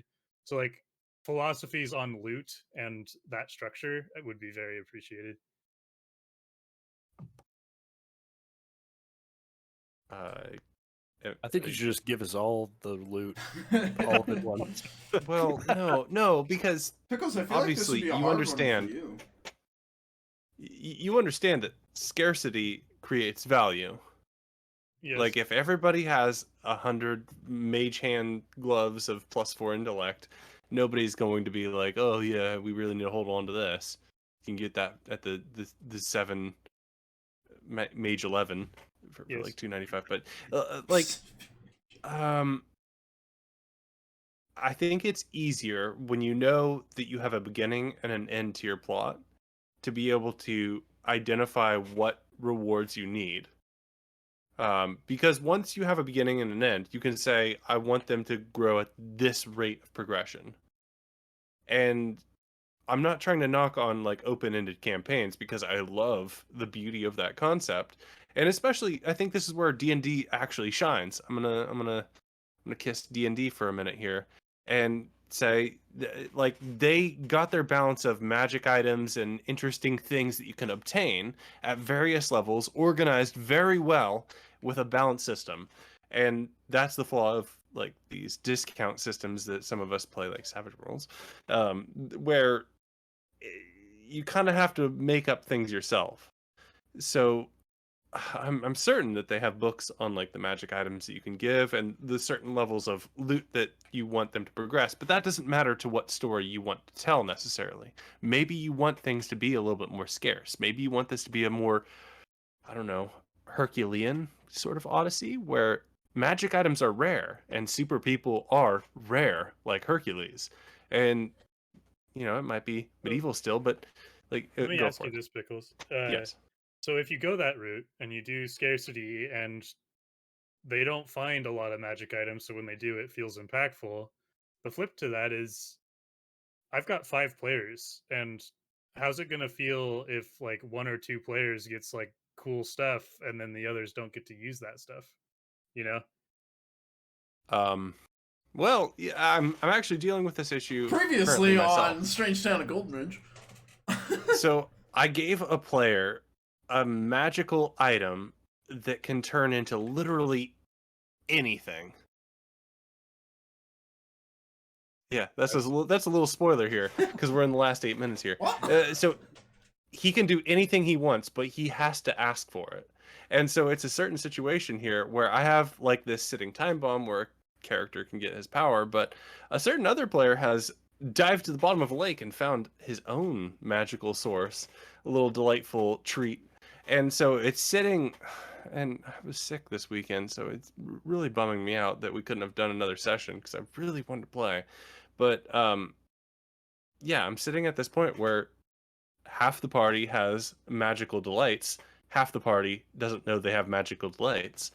And you really do need to balance it. Even though scarcity is important, you need to bring in things that could matter. And I think if you want to have like a King Arthur Excalibur thing where, yeah, there's a magic sword, not the magic swords, a magic sword. If you want to do something like that, then you have to throw in more minor stuff for the rest of the party at like a higher rate. Like, oh, well, you found this recipe for magic potions. You have to brew them, and it takes time between adventures, so you get limited per adventure. But yeah, it's a little bonus I treat, agree with this. or a little magical ring of shiftiness that's not quite Excalibur, but yeah, you can play with your scarcity by making something more important and more critical the only thing that can damage, like magical monsters, by giving other people minor things, and that is the end of my I paragraph. would agree with this. I would rotate it. So, say for instance, I don't know, he's playing a swordsman, and they find this magic sword. Cool. Who would get the magic sword? The swordsman. Okay, it's a awesome magic sword. It rips open portals, and he can like teleport through it and rip out somewhere else. I don't know, whatever. Cool magic sword, right? Pretty cool. And it's based off a Marvel character. Sorry, I'm stealing content, but her name's Magic. But anyways, there she gets this really cool sword. Perfect. Okay, but the other players still. I mean, you finished up the adventure, right? This little adventure, this quest line, whatever. You got this cool sword, but the other players helped. They want stuff. Well, you got a guy. Perfect example. He's an alchemist. He gets a cool recipe for a new healing potion. It's not some crazy magic item, but it's valuable to him. Oh, that's perfect for my character. I should get that. And then another player gets a fucking a shield that is reflective, and they can like hide behind it. Like, I don't, cool. Like, oh, that's perfect for my character. I need a new shield. My last shield's all dented and cracked and blah blah blah. Perfect. Minor items, not super powered. Boom. There's one. Then the next quest, another player is going to get their super cool magic item, and the other players kind of get some minor little trinkets and doodads that are character specific, but you don't need to tell them that. Like, you just give them a shield. They figure out who gets the shield. The shield wielder. Yeah. And then they disappoint you. Usually. But, Grunkle get shield. yeah. What? No, it's a dwarven shield. Grunkle like dwarven shield. Or, hey, But shield is dwarven. I'm going to have it be these bandits are carrying some really important gear, and the players will kill them, and they'll get the gear. Oh, they didn't loot the bandits. They just left it all there and walked away. What the fuck? Okay. Yeah, you guys. Wait, did we? You guys didn't loot anything. You just. Oh my walked god, away. they had weapons. Yep. They had Oh. weapons. Someone was asking for weapons, and you guys just walked away. I would talk to Fred about that.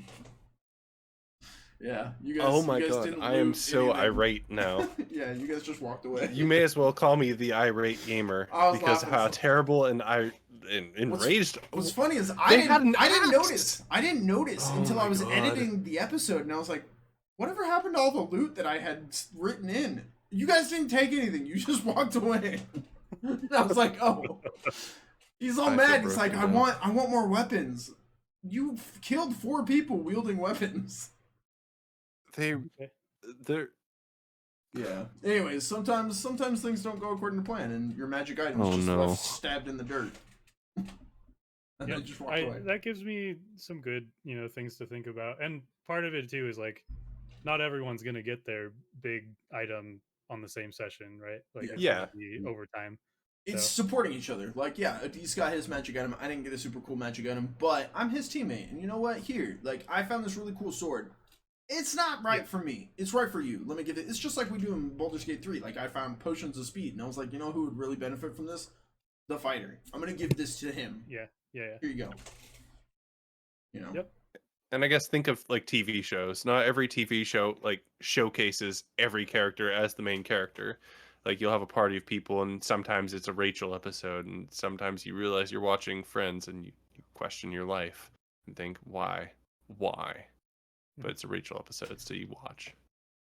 Or you don't. No, I think 'cause it's those are friends. all great answers to my very Not my big last one. questions. Those are great questions. Those are actually really good questions. Yeah, those are those are gold. Yeah. You've a book of gold over there. Especially from a new DM, like asking, like, God, what was your first one? The first question. Was, How to Essential prep for the prep. first session. yeah, like that's a great question. Every time he asked, like each time he asked one of those 3 questions, I can't see Pickles, but I could hear him just. And I'm over here like, oh, that's a good one. Especially, I'm saying you're asking the wrong 2 DMs because we both come from very negative experiences a lot of negative experiences. I would argue that Pickles, correct me if I'm wrong. I would argue that we've had more negative than positive experiences. I still love. I mean, that's a terrible way to say it, but Well, I'm hoping we can, that can always be turned around. true. James No. Crossing so far. Oh, okay. We have post-traumatic DM disorder. That's it. That's fine. But you've got some new faces and there's some new There's hope. projects. There's always the future. Yeah. But what I'm saying is, you're asking the two guys who are both like, you're like, oh, how do you do a session 0? I'm like, that's how it's supposed to work. Until your players are like, yeah, I'm just gonna be evil instead, and I'm like, we agreed. Yeah. Anyways, that's Drinks and Discussions. Cheers, everybody. Thank you for coming out the RPG podcast. Welcome back to episode 4. We appreciate you being here. Check episode 5 next week. We'll be doing our one shot featuring Davwang. We'll see you there. I will be there. I can't wait. It's gonna be I'm so glad I'm not DMing it. I'll be late. I'm so glad Poor I'm not. Chase. Yeah, I know. same. I was like, I feel so bad for him. He's gonna hate us. Anyways, I hate us. that's it for this one. No. We're gonna have more one shots, futuristic sci-fi magic twist, and classic fantasy from Mr. Pickles. Who knows? And then maybe Minds of Fandevler or something else from Tough Nuts, which can't really be run in a one shot, but whatever. I'm I'd play already under starting nuts. to think of ideas for an online campaign. So I'm trying to think like the not to steal their shit, but Harmon Quest. How long is one of them episodes? Harmon Quest is like 20 minutes an That's what I'm episode, I saying, like, believe. if we did, I mean, we have a 3-hour segment here. If we just took like the last hour, do you think we could do like a continual game and just whoever's here is the player who showed up? Hey, what are you guys doing? Oh, we're fighting. Okay, cool. maybe Harmon Quest. Keep in mind is 20 minutes after editing. Yeah, I was going to say there's a lot of editing. Well, that's what I'm saying, like, I've seen if we- Harmontown. Like Harmontown in full is like several hours long that they do the podcast, and that's where Harmon Quest was birthed from. Well, that's So, what I'm saying. like- We have 3 hours. I mean, if we took 2 hours to discuss and then 1 hour to just like play a continual game that is just kind of made up and just kind of for fun. Mhm. Maybe one day they're fighting a dragon, and then the next day they're warped through a portal and they're in space, and they're like, "Oh, now we're space cadets for this mission." Okay, like I don't know, mix it Well, up. that's the and change it up. beauty of Harmontown and Harmon Quest. Like with their show is like they have recurring guests who bring their character sheet or who have a character sheet set aside, and they use Pathfinder. And I still firmly disagree with having any system that requires a complicated character sheet for improv nonsense. But they have recurring things, and it's like the last hour segment of the show, I think, usually. That's what I'm saying. But yeah, It's a I'm pitch. I'm not Dan Harmon or Spencer Crittenden or Jeff, whatever his last name is, or even any of the guests. You're better. I just want to make that noted that I don't consider myself in that Freckles, realm of it's Mr. Pickles. skill. I don't know. I mean, fuck, maybe I'll DM it. I mean, I'm no Spencer Crittenden, but you know, Nobody maybe is. maybe I can make something fun. I don't know. We'll see. We'll see. Anyways, that's it from us. We'll see y'all in the next one. Kisses. Yes. Oh, okay. Yeah. Like Adam, that you indulge the kisses.